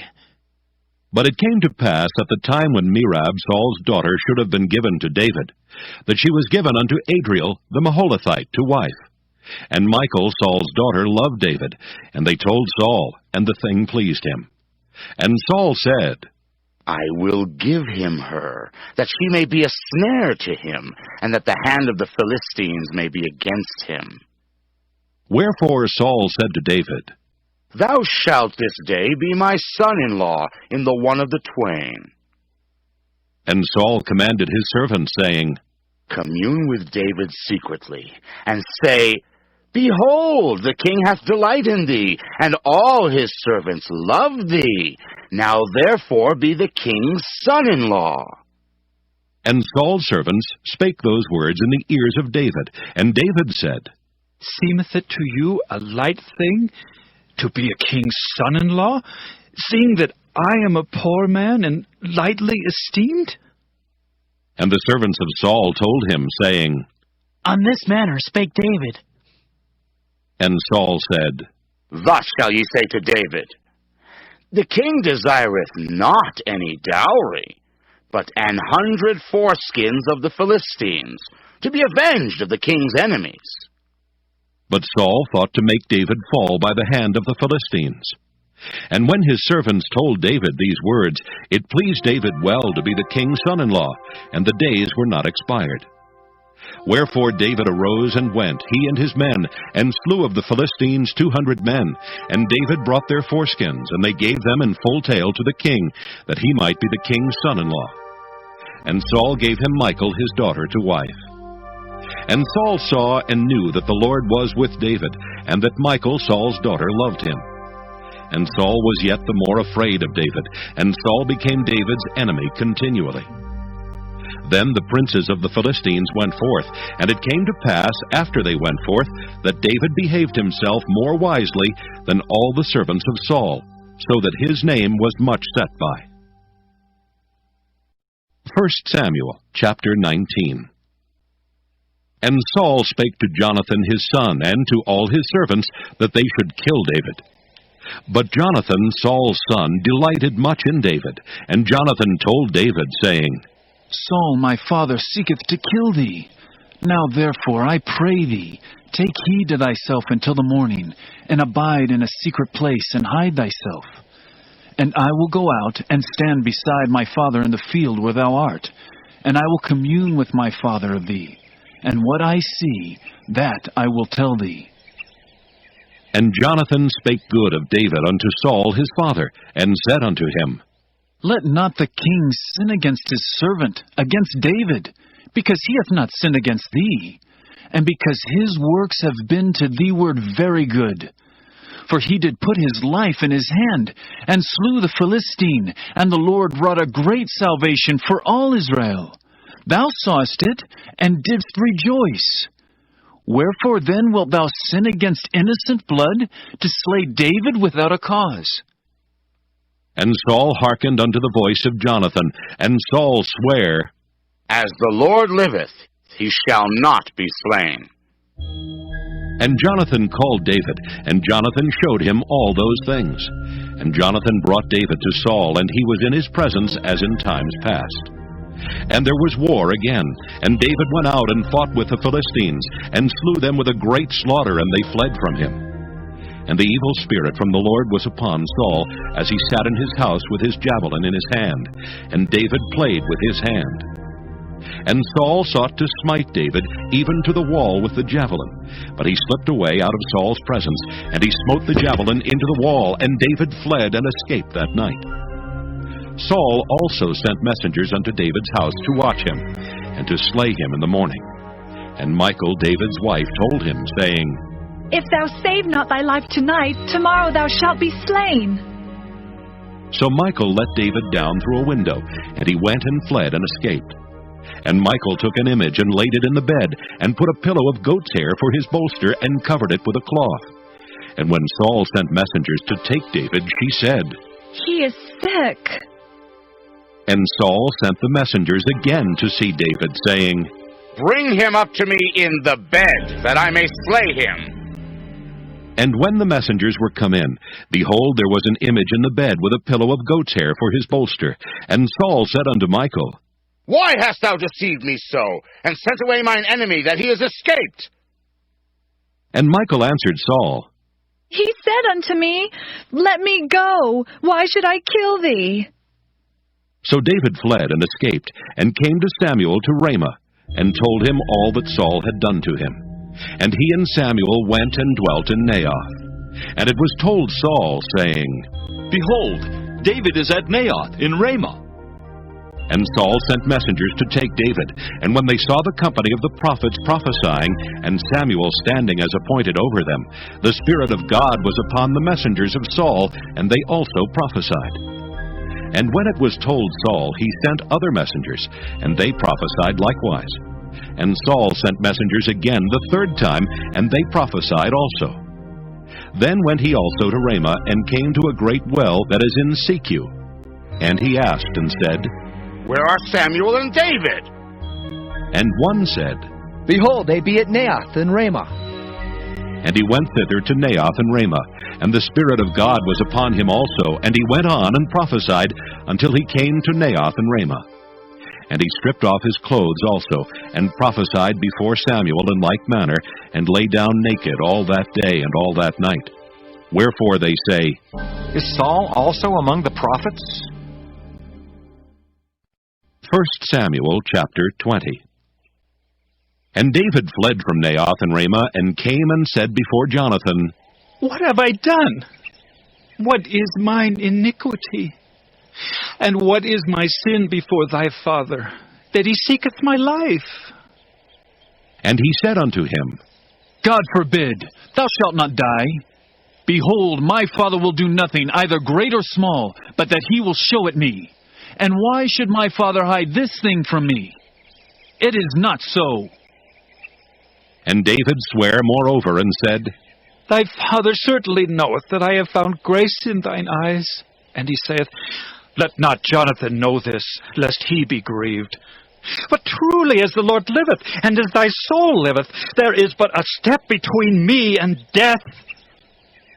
Then said Jonathan unto David, Whatsoever thy soul desireth, I will even do it for thee. And David said unto Jonathan, Behold, tomorrow is the new moon, and I should not fail to sit with the king at meat. But let me go, that I may hide myself in the field unto the third day at even. If thy father at all miss me, then say, David earnestly asked leave of me that he might run to Bethlehem his city, for there is a yearly sacrifice there for all the family. If he say thus, it is well. Thy servant shall have peace. But if he be very wroth, then be sure that evil is determined by him. Therefore thou shalt deal kindly with thy servant, for thou hast brought thy servant into a covenant of the Lord with thee. Notwithstanding, if there be in me iniquity, slay me thyself, for why shouldest thou bring me to thy father? And Jonathan said, Far be it from thee, for if I knew certainly that evil were determined by my father to come upon thee, then would not I tell it thee? Then said David to Jonathan, Who shall tell me? Or what if thy father answer thee roughly? And Jonathan said unto David, Come, and let us go out into the field. And they went out both of them into the field, and Jonathan said unto David, O Lord God of Israel, when I have sounded my father about tomorrow any time, or the third day, and behold, if there be good toward David, and I then send not unto thee and show it thee, the Lord do so and much more to Jonathan. But if it please my father to do thee evil, then I will show it thee and send thee away, that thou mayest go in peace. And the Lord be with thee, as he hath been with my father. And thou shalt not only while yet I live show me the kindness of the Lord, that I die not, but also thou shalt not cut off thy kindness from my house forever. No, not when the Lord hath cut off the enemies of David, every one from the face of the earth. So Jonathan made a covenant with the house of David, saying, Let the Lord even require it at the hand of David's enemies. And Jonathan caused David to swear again because he loved him, for he loved him as he loved his own soul. Then Jonathan said to David, Tomorrow is the new moon, and thou shalt be missed, because thy seat will be empty. And when thou hast stayed 3 days, then thou shalt go down quickly and come to the place where thou didst hide thyself when the business was in hand, and shalt remain by the stone Ezel. And I will shoot 3 arrows on the side thereof, as though I shot at a mark. And behold, I will send a lad, saying, Go, find out the arrows. If I expressly say unto the lad, Behold, the arrows are on this side of thee, take them. Then come thou, for there is peace to thee, and no hurt, as the Lord liveth. But if I say thus unto the young man, Behold, the arrows are beyond thee, go thy way, for the Lord hath sent thee away. And as touching the matter which thou and I have spoken of, behold, the Lord be between thee and me forever. So David hid himself in the field. And when the new moon was come, the king sat him down to eat meat. And the king sat upon his seat, as at other times, even upon a seat by the wall. And Jonathan arose, and Abner sat by Saul's side, and David's place was empty. Nevertheless, Saul spake not anything that day, for he thought, Something hath befallen him. He is not clean. Surely he is not clean. And it came to pass on the morrow, which was the 2nd day of the month, that David's place was empty. And Saul said unto Jonathan his son, Wherefore cometh not the son of Jesse to meat, neither yesterday nor today? And Jonathan answered Saul, David earnestly asked leave of me to go to Bethlehem. And he said, Let me go, I pray thee, for our family hath a sacrifice in the city, and my brother he hath commanded me to be there. And now, if I have found favor in thine eyes, let me get away, I pray thee, and see my brethren. Therefore he cometh not unto the king's table. Then Saul's anger was kindled against Jonathan, and he said unto him, Thou son of the perverse, rebellious woman! Do not I know that thou hast chosen the son of Jesse to thine own confusion, and unto the confusion of thy mother's nakedness? For as long as the son of Jesse liveth upon the ground, thou shalt not be established, nor thy kingdom. Wherefore now send and fetch him unto me, for he shall surely die. And Jonathan answered Saul his father, and said unto him, Wherefore shall he be slain? What hath he done? And Saul cast a javelin at him to smite him, whereby Jonathan knew that it was determined of his father to slay David. So Jonathan arose from the table in fierce anger, and did eat no meat the 2nd day of the month. For he was grieved for David, because his father had done him shame. And it came to pass in the morning that Jonathan went out into the field at the time appointed with David, and a little lad with him. And he said unto his lad, Run! Find out now the arrows which I shoot. And as the lad ran, he shot an arrow beyond him. And when the lad was come to the place of the arrow which Jonathan had shot, Jonathan cried after the lad, and said, Is not the arrow beyond thee? And Jonathan cried after the lad, Make speed, haste, stay not. And Jonathan's lad gathered up the arrows and came to his master. But the lad knew not anything, only Jonathan and David knew the matter. And Jonathan gave his artillery unto his lad, and said unto him, Go, carry them to the city. And as soon as the lad was gone, David arose out of a place toward the south, and fell on his face to the ground, and bowed himself 3 times. And they kissed one another, and wept one with another, until David exceeded. And Jonathan said to David, Go in peace. For as much as we have sworn, both of us, in the name of the Lord, saying, The Lord be between me and thee, and between my seed and thy seed forever. And he arose and departed. And Jonathan went into the city. 1 Samuel chapter 21. Then came David to Nob to Ahimelech the priest. And Ahimelech was afraid at the meeting of David, and said unto him, Why art thou alone, and no man with thee? And David said unto Ahimelech the priest, The king hath commanded me a business, and hath said unto me, Let no man know anything of the business whereabout I send thee, and what I have commanded thee, and I have appointed my servants to such and such a place. Now therefore, what is under thine hand? Give me 5 loaves of bread in mine hand, or what there is present. And the priest answered David, and said, There is no common bread under mine hand, but there is hallowed bread, if the young men have kept themselves at least from women. And David answered the priest, and said unto him, Of a truth, women have been kept from us about these 3 days since I came out, and the vessels of the young men are holy, and the bread is in a manner common, yea, though it were sanctified this day in the vessel.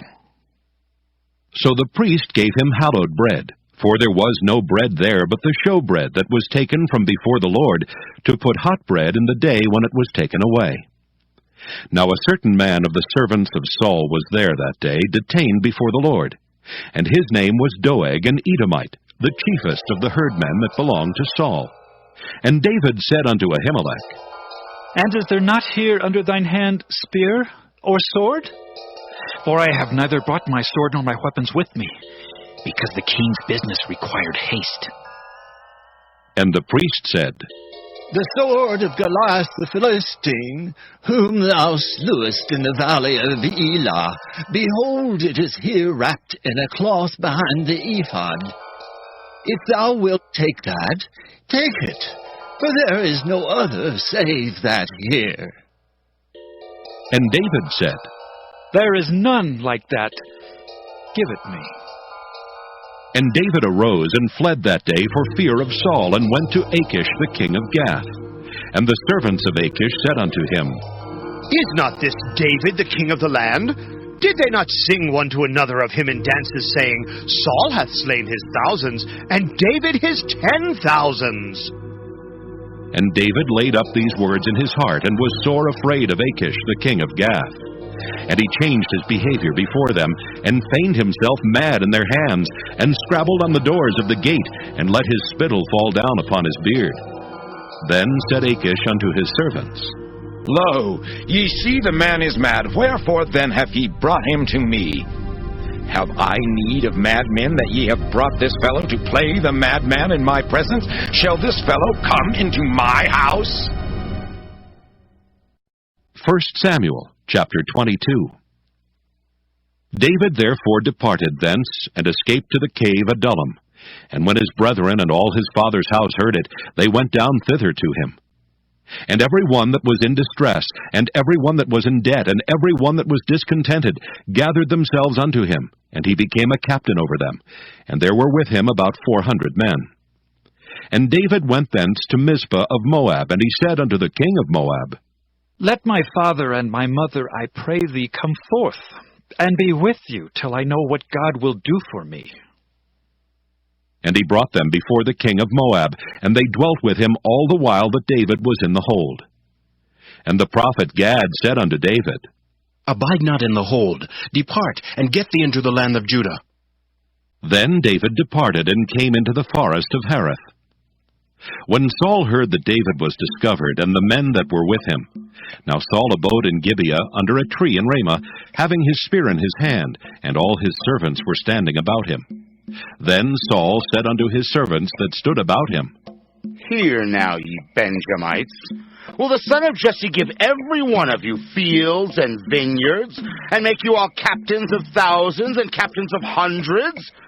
That all of you have conspired against me, and there is none that showeth me that my son hath made a league with the son of Jesse, and there is none of you that is sorry for me, or showeth unto me that my son hath stirred up my servant against me, to lie in wait, as at this day?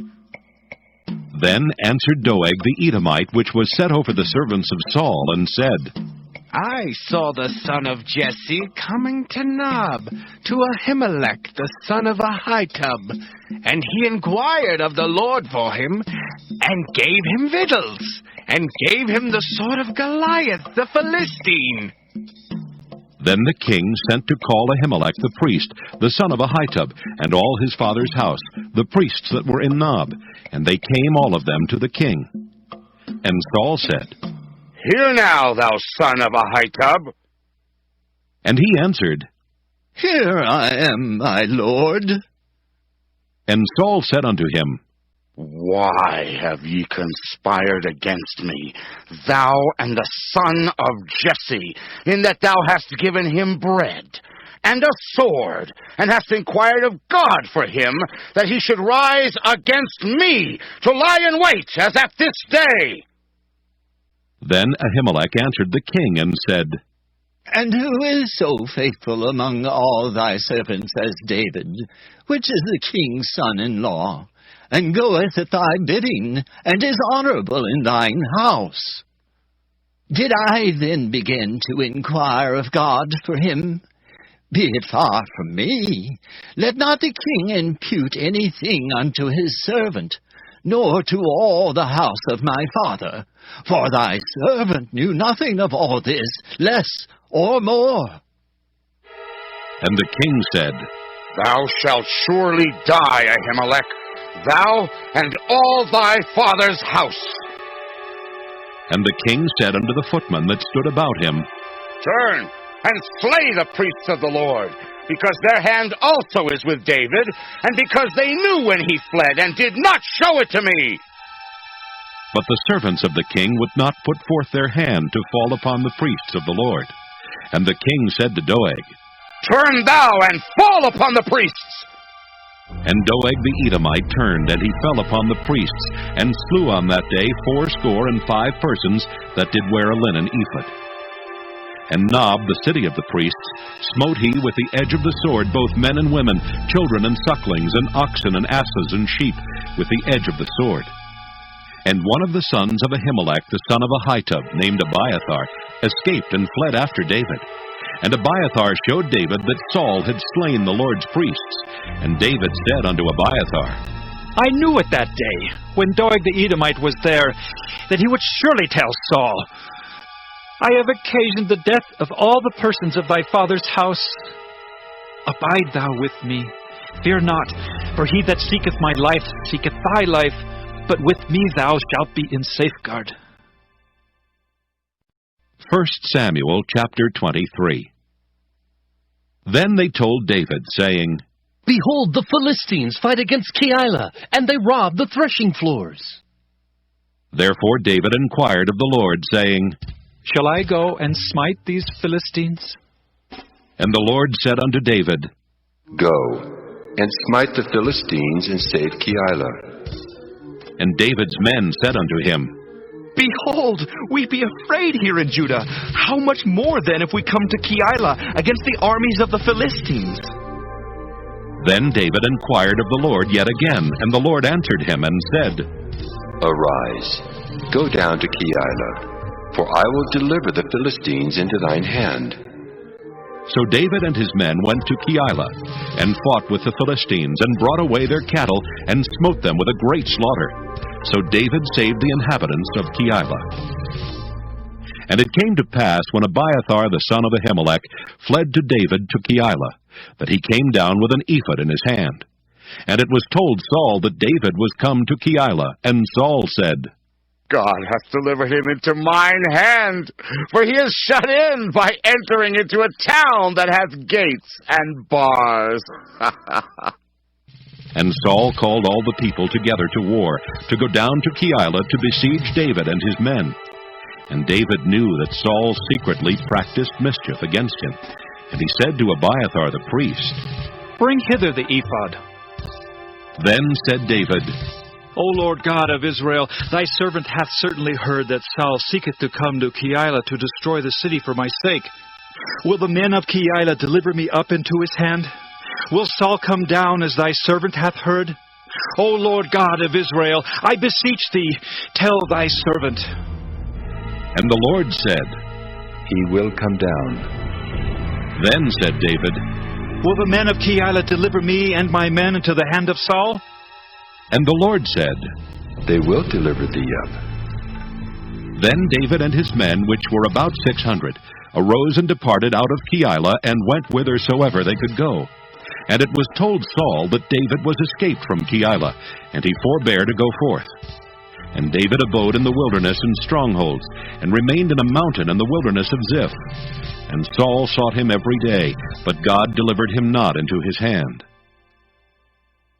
And David saw that Saul was come out to seek his life, and David was in the wilderness of Ziph in a wood. And Jonathan, Saul's son, arose, and went to David into the wood, and strengthened his hand in God. And he said unto him, Fear not, for the hand of Saul my father shall not find thee, and thou shalt be king over Israel, and I shall be next unto thee, and that also Saul my father knoweth. And they two made a covenant before the Lord. And David abode in the wood, and Jonathan went to his house. Then came up the Ziphites to Saul to Gibeah, saying, Doth not David hide himself with us in strongholds in the wood, in the hill of Hakeilah, which is on the south of Jeshimon? Now therefore, O king, come down according to all the desire of thy soul to come down, and our part shall be to deliver him into the king's hand. And Saul said, Blessed be ye of the Lord, for ye have compassion on me. Go, I pray you, prepare yet, and know and see his place where his haunt is, and who hath seen him there, for it is told me that he dealeth very subtly. See, therefore, and take knowledge of all the lurking places where he hideth himself, and come ye again to me with the certainty, and I will go with you. And it shall come to pass, if he be in the land, that I will search him out throughout all the thousands of Judah. And they arose and went to Ziph before Saul. But David and his men were in the wilderness of Maim, in the plain on the south of Jeshimon. Saul also and his men went to seek him, and they told David. Wherefore he came down into a rock and abode in the wilderness of Maon. And when Saul heard that, he pursued after David in the wilderness of Maon. And Saul went on this side of the mountain, and David and his men on that side of the mountain. And David made haste to get away for fear of Saul. For Saul and his men compassed David and his men round about to take them. But there came a messenger unto Saul, saying, Haste thee and come, for the Philistines have invaded the land. Wherefore Saul returned from pursuing after David, and went against the Philistines. Therefore they called that place Selah Hamalakoth. And David went up from thence, and dwelt in strongholds at En-gedi. 1 Samuel chapter 24. And it came to pass, when Saul was returned from following the Philistines, that it was told him, saying, Behold, David is in the wilderness of En-gedi. Then Saul took 3,000 chosen men out of all Israel, and went to seek David and his men upon the rocks of the wild goats. And he came to the sheepcotes by the way, where was a cave. And Saul went in to cover his feet, and David and his men remained in the sides of the cave. And the men of David said unto him, Behold the day of which the Lord said unto thee, Behold, I will deliver thine enemy into thine hand, that thou mayest do to him as it shall seem good unto thee. Then David arose and cut off the skirt of Saul's robe privily. And it came to pass afterward that David's heart smote him, because he had cut off Saul's skirt. And he said unto his men, The Lord forbid that I should do this thing unto my master, the Lord's anointed, to stretch forth mine hand against him, seeing he is the anointed of the Lord. So David stayed his servants with these words, and suffered them not to rise against Saul. But Saul rose up out of the cave, and went on his way. David also arose afterward, and went out of the cave, and cried after Saul, saying, My Lord, the King! And when Saul looked behind him, David stooped with his face to the earth, and bowed himself. And David said to Saul, Wherefore hearest thou men's words, saying, Behold, David seeketh thy hurt? Behold, this day thine eyes have seen how that the Lord hath delivered thee today into mine hand in the cave. And some bade me kill thee, but mine eyes spared thee. And I said, I will not put forth mine hand against my Lord, for he is the Lord's anointed. Moreover, my father, see the skirt of thy robe in my hand, for in that I cut off the skirt of thy robe, and killed thee not. Know thou, and see that there is neither evil nor transgression in mine hand, and I have not sinned against thee, yet thou huntest my soul to take it. The Lord judge between me and thee, and the Lord avenge me of thee. But mine hand shall not be upon thee. As saith the proverb of the ancients, Wickedness proceedeth from the wicked, but mine hand shall not be upon thee. After whom is the king of Israel come out? After whom dost thou pursue? After a dead dog? After a flea? The Lord therefore be judge, and judge between me and thee, and see, and plead my cause, and deliver me out of thine hand. And it came to pass, when David had made an end of speaking these words unto Saul, that Saul said, Is this thy voice, my son David? And Saul lifted up his voice and wept. And he said to David, Thou art more righteous than I, for thou hast rewarded me good, whereas I have rewarded thee evil. And thou hast showed this day how that thou hast dealt well with me, forasmuch as when the Lord had delivered me into thine hand, thou killedst me not. For if a man find his enemy, will he let him go well away? Wherefore the Lord reward thee good for that thou hast done unto me this day. And now, behold, I know well that thou shalt surely be king, and that the kingdom of Israel shall be established in thine hand.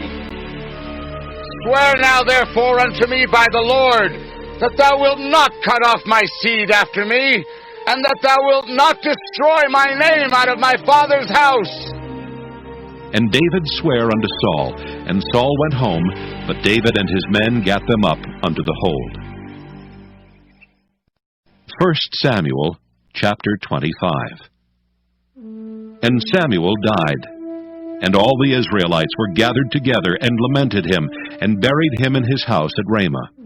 And David arose and went down to the wilderness of Paran. And there was a man in Maon whose possessions were in Carmel. And the man was very great, and he had 3,000 sheep and 1,000 goats, and he was shearing his sheep in Carmel. Now the name of the man was Nabal, and the name of his wife Abigail, and she was a woman of good understanding, and of a beautiful countenance. But the man was churlish and evil in his doings, and he was of the house of Caleb. And David heard in the wilderness that Nabal did shear his sheep.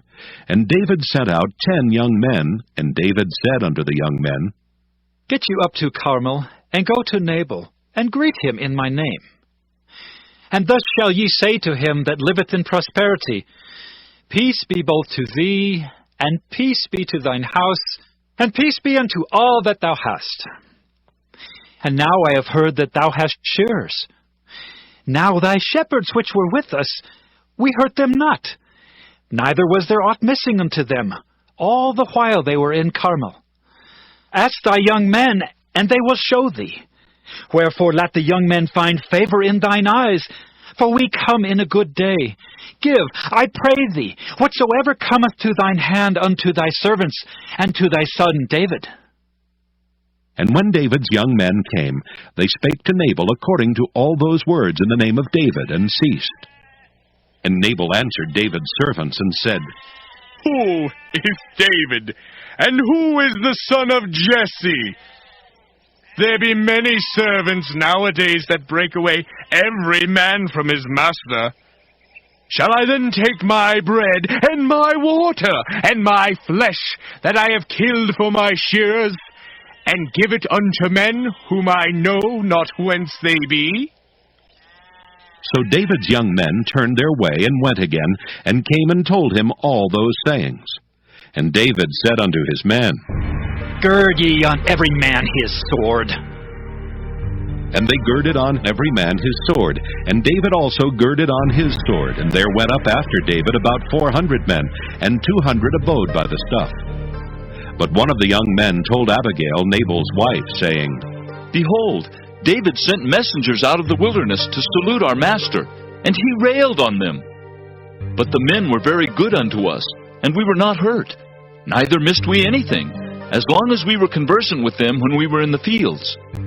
They were a wall unto us both by night and day, all the while we were with them, keeping the sheep. Now therefore know and consider what thou wilt do, for evil is determined against our master, and against all his household, for he is such a son of Belial that a man cannot speak to him. Then Abigail made haste, and took 200 loaves, and 2 bottles of wine, and 5 sheep ready dressed, and 5 measures of parched corn, and 100 clusters of raisins, and 200 cakes of figs, and laid them on asses. And she said unto her servants, Go on before me. Behold, I come after you. But she told not her husband Nabal. And when it was so, as she rode on the ass, that she came down by the covert of the hill, and behold, David and his men came down against her, and she met them. Now David had said, Surely in vain have I kept all that this fellow hath in the wilderness, so that nothing was missed of all that pertained unto him. And he hath requited me evil for good. So, and more also do God unto the enemies of David, if I leave all that pertain to him by the morning light any that pisseth against the wall. And when Abigail saw David, she hasted and lighted off the ass, and fell before David on her face, and bowed herself to the ground, and fell at his feet, and said, Upon me, my Lord, upon me let this iniquity be, and let thine handmaid, I pray thee, speak in thine audience, and hear the words of thine handmaid. Let not, my Lord, I pray thee, regard this man of Belial, even Nabal. For as his name is, so is he. Nabal is his name, and folly is with him. But I, thine handmaid, saw not the young men of my Lord, whom thou didst send.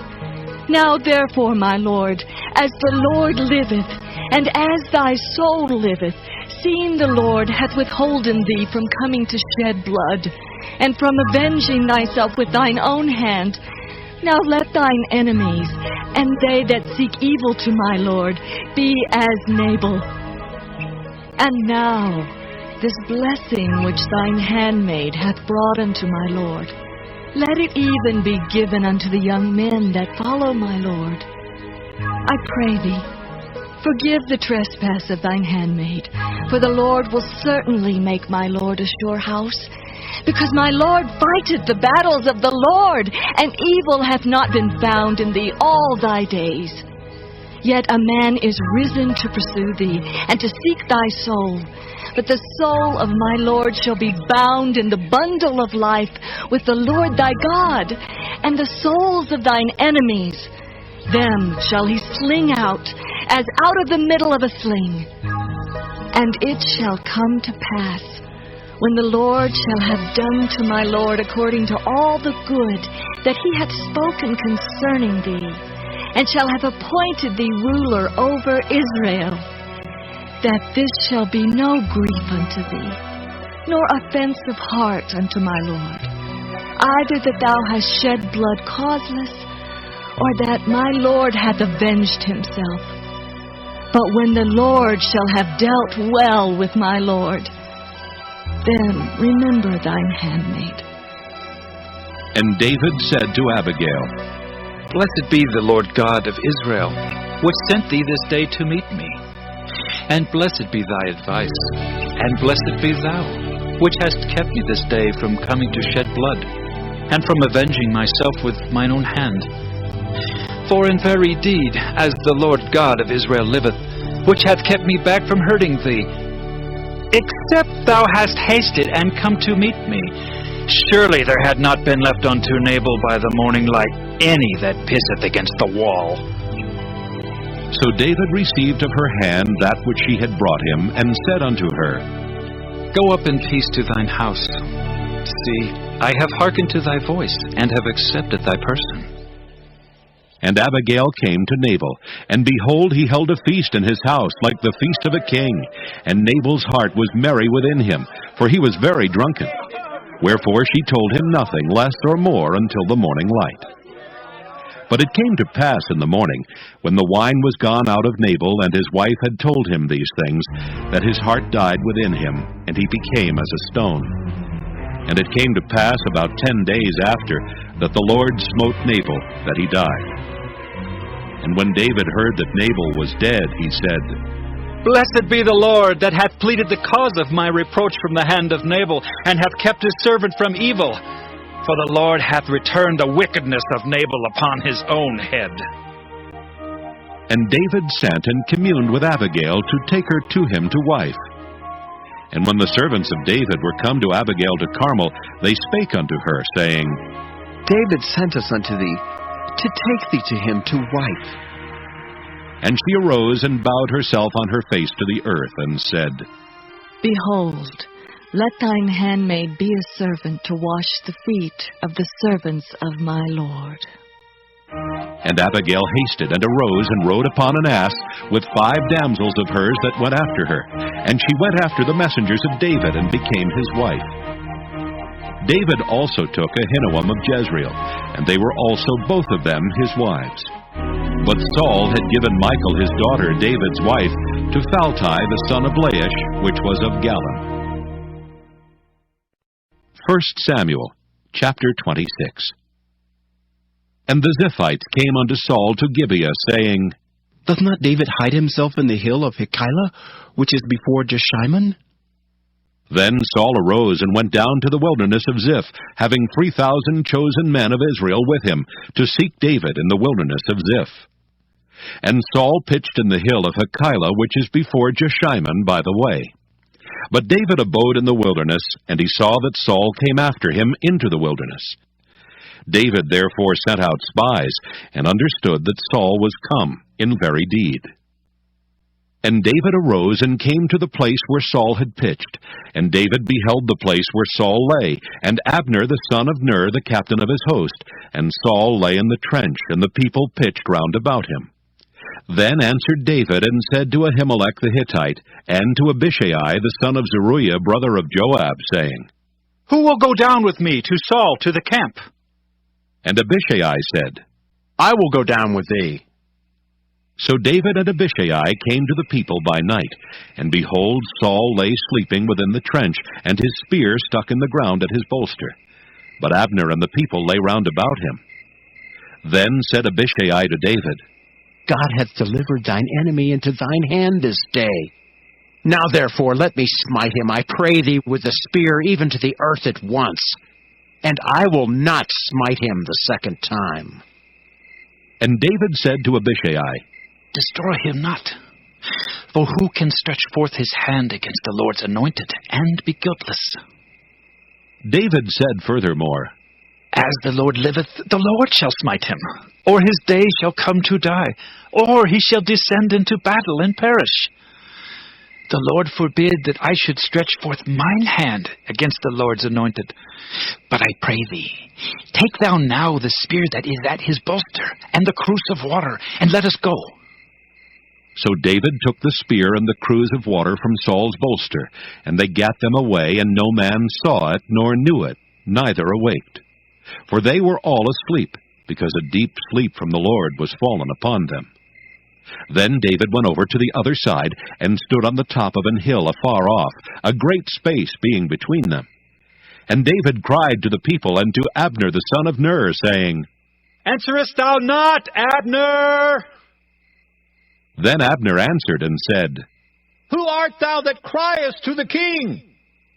And David said to Abner, Art not thou a valiant man? And who is like to thee in Israel? Wherefore then hast thou not kept thy lord the king? For there came one of the people in to destroy the king thy lord. This thing is not good that thou hast done. As the Lord liveth, ye are worthy to die, because ye have not kept your master, the Lord's anointed. And now see where the king's spear is, and the cruse of water that was at his bolster. And Saul knew David's voice, and said, Is this thy voice, my son David? And David said, It is my voice, my lord, O king. And he said, Wherefore doth my lord thus pursue after his servant? For what have I done? Or what evil is in mine hand? Now therefore I pray thee, let my lord the king hear the words of his servant. If the Lord have stirred thee up against me, let him accept an offering. But if they be the children of men, cursed be they before the Lord. For they have driven me out this day from abiding in the inheritance of the Lord, saying, Go, serve other gods. Now therefore let not my blood fall to the earth before the face of the Lord, for the king of Israel is come out to seek a flea, as when one doth hunt a partridge in the mountains. Then said Saul, I have sinned. Return, my son David, for I will no more do thee harm, because my soul was precious in thine eyes this day. Behold, I have played the fool, and have erred exceedingly. And David answered and said, Behold the king's spear, and let one of the young men come over and fetch it. The Lord render to every man his righteousness and his faithfulness, for the Lord delivered thee into my hand today. But I would not stretch forth mine hand against the Lord's anointed. And behold, as thy life was much set by this day in mine eyes, so let my life be much set by in the eyes of the Lord, and let him deliver me out of all tribulation. Then Saul said to David, Blessed be thou, my son David. Thou shalt both do great things, and also shalt still prevail. So David went on his way, and Saul returned to his place. 1 Samuel chapter 27. And David said in his heart, I shall now perish one day by the hand of Saul. There is nothing better for me than that I should speedily escape into the land of the Philistines. And Saul shall despair of me, to seek me any more in any coast of Israel. So shall I escape out of his hand. And David arose, and he passed over with 600 men that were with him unto Achish, the son of Maoch, king of Gath. And David dwelt with Achish at Gath, he and his men, every man with his household, even David with his 2 wives, Ahinoam the Jezreelitess, and Abigail the Carmelitess, Nabal's wife. And it was told Saul that David was fled to Gath, and he sought no more again for him. And David said unto Achish, If I have now found grace in thine eyes, let them give me a place in some town in the country, that I may dwell there. For why should thy servant dwell in the royal city with thee? Then Achish gave him Ziklag that day. Wherefore Ziklag pertaineth unto the kings of Judah unto this day. And the time that David dwelt in the country of the Philistines was a full year and 4 months. And David and his men went up, and invaded the Geshurites, and the Gezrites, and the Amalekites, for those nations were of old the inhabitants of the land, as thou goest to Shur, even unto the land of Egypt. And David smote the land, and left neither man nor woman alive, and took away the sheep, and the oxen, and the asses, and the camels, and the apparel, and returned and came to Achish. And Achish said, Whither have ye made a road today? And David said, Against the south of Judah, and against the south of the Jerahmeelites, and against the south of the Kenites. And David saved neither man nor woman alive to bring tidings to Gath, saying, Lest they should tell on us, saying, So did David, and so will be his manner all the while he dwelleth in the country of the Philistines. And Achish believed David, saying, He hath made his people Israel utterly to abhor him, and therefore he shall be my servant forever. 1 Samuel chapter 28. And it came to pass in those days that the Philistines gathered their armies together for warfare, to fight with Israel. And Achish said unto David, Know thou assuredly that thou shalt go out with me to battle, thou and thy men. And David said to Achish, Surely thou shalt know what thy servant can do. And Achish said to David, Therefore will I make thee keeper of mine head forever. Now Samuel was dead, and all Israel had lamented him, and buried him in Ramah, even in his own city. And Saul had put away those that had familiar spirits, and the wizards out of the land. And the Philistines gathered themselves together, and came and pitched in Shunem. And Saul gathered all Israel together, and they pitched in Gilboa. And when Saul saw the host of the Philistines, he was afraid, and his heart greatly trembled. And when Saul inquired of the Lord answered him not, neither by dreams, nor by Urim, nor by prophets. Then said Saul unto his servants, Seek me a woman that hath a familiar spirit, that I may go to her and inquire of her. And his servants said to him, Behold, there is a woman that hath a familiar spirit at Endor. And Saul disguised himself, and put on other raiment. And he went, and 2 men with him, and they came to the woman by night. And he said, I pray thee, divine unto me by the familiar spirit, and bring me him up whom I shall name unto thee. And the woman said unto him, Behold, thou knowest what Saul hath done, how he hath cut off those that have familiar spirits, and the wizards out of the land. Wherefore then layest thou a snare for my life to cause me to die? And Saul sware to her by the Lord, saying, As the Lord liveth, there shall no punishment happen to thee for this thing. Then said the woman, Whom shall I bring up unto thee? And he said, Bring me up Samuel. And when the woman saw Samuel, she cried with a loud voice. And the woman spake to Saul, saying, Why hast thou deceived me? For thou art Saul. And the king said unto her, Be not afraid, for what sawest thou? And the woman said unto Saul, I saw gods ascending out of the earth. And he said unto her, What form is he of? And she said, An old man cometh up, and and he is covered with a mantle. And Saul perceived that it was Samuel, and he stooped with his face to the ground and bowed himself. And Samuel said to Saul, Why hast thou disquieted me to bring me up? And Saul answered, I am sore distressed, for the Philistines make war against me, and God is departed from me, and answereth me no more, neither by prophets nor by dreams. Therefore I have called thee, that thou mayest make known unto me what I shall do. Then said Samuel, Wherefore then dost thou ask of me, seeing the Lord is departed from thee, and is become thine enemy? And the Lord hath done to him as he spake by me.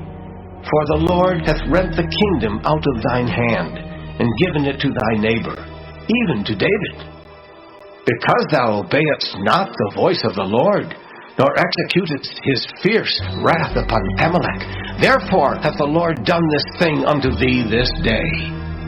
Moreover, the Lord will also deliver Israel with thee into the hand of the Philistines. And tomorrow shalt thou and thy sons be with me. The Lord also shall deliver the host of Israel into the hand of the Philistines. Then Saul fell straightway all along on the earth, and was sore afraid because of the words of Samuel. And there was no strength in him, for he had eaten no bread all the day, nor all the night. And the woman came unto Saul, and saw that he was sore troubled, and said unto him, Behold, thine handmaid hath obeyed thy voice, and I have put my life in my hand, and have hearkened unto thy words which thou spakest unto me. Now therefore, I pray thee, hearken thou also unto the voice of thine handmaid, and let me set a morsel of bread before thee, and eat, that thou mayest have strength when thou goest on thy way. But he refused, and said, I will not eat. But his servants together with the woman compelled him, and he hearkened unto their voice. So he arose from the earth, and sat upon the bed.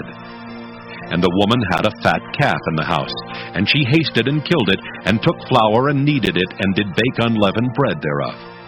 And she brought it before Saul and before his servants, and they did eat. Then they rose up, and went away that night. 1 Samuel chapter 29. Now the Philistines gathered together all their armies to Aphek, and the Israelites pitched by a fountain which is in Jezreel. And the lords of the Philistines passed on by hundreds and by thousands, but David and his men passed on in the rearward with Achish. Then said the princes of the Philistines, What do these Hebrews here? And Achish said unto the princes of the Philistines, Is not this David the servant of Saul, the king of Israel, which hath been with me these days or these years? And I have found no fault in him since he fell unto me, unto this day. And the princes of the Philistines were wroth with him. And the princes of the Philistines said unto him, Make this fellow return, that he may go again to his place which thou hast appointed him, and let him not go down with us to battle, lest in the battle he be an adversary to us. For wherewith should he reconcile himself unto his master? Should it not be with the heads of these men? Is not this David, of whom they sang one to another in dances, saying, Saul slew his thousands, and David his 10,000s? Then Achish called David, and said unto him, Surely as the Lord liveth, thou hast been upright, and thy going out and thy coming in with me in the host is good in my sight.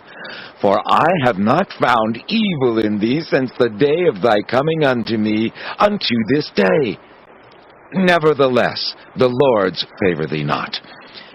Wherefore now return, and go in peace, that thou displease not the lords of the Philistines. And David said unto Achish, But what have I done? And what hast thou found in thy servant, so long as I have been with thee unto this day, that I may not go fight against the enemies of my lord the king? And Achish answered and said to David, I know that thou art good in my sight as an angel of God, Notwithstanding, the princes of the Philistines have said, He shall not go up with us to the battle. Wherefore now, rise up early in the morning with thy master's servants that are come with thee, and as soon as ye be up early in the morning and have light, depart. So David and his men rose up early to depart in the morning, to return into the land of the Philistines. And the Philistines went up to Jezreel. 1 Samuel chapter 30. And it came to pass, when David and his men were come to Ziklag on the third day, that the Amalekites had invaded the south, and Ziklag, and smitten Ziklag, and burned it with fire, and had taken the women captives that were therein. They slew not any, either great or small, but carried them away, and went on their way. So David and his men came to the city, and behold, it was burned with fire, and their wives and their sons and their daughters were taken captives. Then David and the people that were with him lifted up their voice and wept, until they had no more power to weep. And David's 2 wives were taken captives, Ahinoam the Jezreelitess, and Abigail the wife of Nabal the Carmelite. And David was greatly distressed, for the people spake of stoning him, because the soul of all the people was grieved, every man for his sons and for his daughters. But David encouraged himself in the Lord his God. And David said to Abiathar the priest, Ahimelech's son, I pray thee, bring me hither the ephod. And Abiathar brought thither the ephod to David. And David inquired at the Lord, saying, Shall I pursue after this troop? Shall I overtake them? And he answered him, Pursue, for thou shalt surely overtake them, and without fail recover all. So David went, he and the 600 men that were with him, and came to the brook Besor, where those that were left behind stayed. But David pursued, he and 400 men, for 200 abode behind, which were so faint that they could not go over the brook Besor. And they found an Egyptian in the field, and brought him to David, and gave him bread, and he did eat. And they made him drink water. And they gave him a piece of a cake of figs, and 2 clusters of raisins. And when he had eaten, his spirit came again to him, for he had eaten no bread, nor drunk any water 3 days and 3 nights. And David said unto him, To whom belongest thou? And whence art thou? And he said, I am a young man of Egypt, servant to an Amalekite, and my master left me, because 3 days agone I fell sick. We made an invasion upon the south of the Kerethites, and upon the coast which belongeth to Judah, and upon the south of Caleb, and we burned Ziklag with fire. And David said to him, Canst thou bring me down to this company? And he said, Swear unto me by God, that thou wilt neither kill me, nor deliver me into the hands of my master, and I will bring thee down to this company. And when he had brought him down, behold, they were spread abroad upon all the earth, eating and drinking and dancing, because of all the great spoil that they had taken out of the land of the Philistines, and out of the land of Judah. And David smote them from the twilight even unto the evening of the next day, and there escaped not a man of them, save 400 young men, which rode upon camels and fled. And David recovered all that the Amalekites had carried away, and David rescued his 2 wives. And there was nothing lacking to them, neither small nor great, neither sons nor daughters, neither spoil, nor anything that they had taken to them. David recovered all. And David took all the flocks and the herds which they drave before those other cattle, and said, This is David's spoil. And David came to the 200 men which were so faint that they could not follow David, whom they had made also to abide at the brook Besor. And they went forth to meet David, and to meet the people that were with him. And when David came near to the people, he saluted them. Then answered all the wicked men and men of Belial of those that went with David, and said, Because they went not with us, we will not give them aught of the spoil that we have recovered, save to every man his wife and his children, that they may lead them away and depart. Then David said, Ye shall not do so, my brethren, with that which the Lord hath given us. Who hath preserved us, and delivered the company that came against us into our hand? For who will hearken unto you in this matter? But as his part is that goeth down to the battle, so shall his part be that tarrieth by the stuff. They shall part alike. And it was so from that day forward that he made it a statute and an ordinance for Israel unto this day. And when David came to Ziklag, he sent of the spoil unto the elders of Judah, even to his friends, saying, Behold, a present for you of the spoil of the enemies of the Lord. To them which were in Bethel, and to them which were in South Ramoth, and to them which were in Jattir, and to them which were in Aroer, and to them which were in Siphmoth, and to them which were in Eshtemoa, and to them which were in Rachel, and to them which were in the cities of the Jerahmeelites, and to them which were in the cities of the Kenites, and to them which were in Hormah, and to them which were in Korashan, and to them which were in Athak, and to them which were in Hebron, and to all the places where David himself and his men were wont to haunt. 1 Samuel chapter 31. Now the Philistines fought against Israel. And the men of Israel fled from before the Philistines, and fell down slain in Mount Gilboa. And the Philistines followed hard upon Saul and upon his sons. And the Philistines slew Jonathan, and Abinadab, and Melchishua, Saul's sons. And the battle went sore against Saul, and the archers hit him, and he was sore wounded of the archers. Then said Saul unto his armor-bearer, Draw thy sword, and thrust me through therewith, lest these uncircumcised come and thrust me through, and abuse me. But his armor-bearer would not, for he was sore afraid. Therefore Saul took a sword, and fell upon it. And when his armor-bearer saw that Saul was dead, he fell likewise upon his sword, and died with him. So Saul died, and his 3 sons, and his armor-bearer, and all his men that same day together.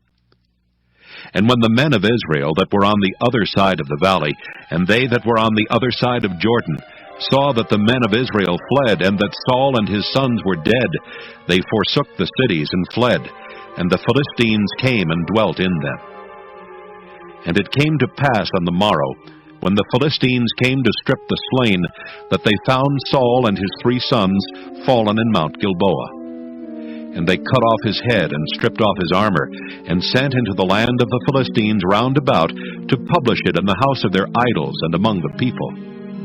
And they put his armor in the house of Ashtaroth, and they fastened his body to the wall of Bethshan.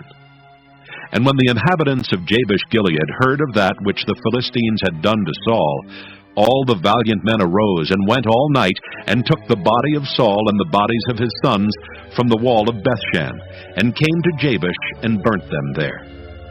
And they took their bones, and buried them under a tree at Jabesh, and fasted 7 days.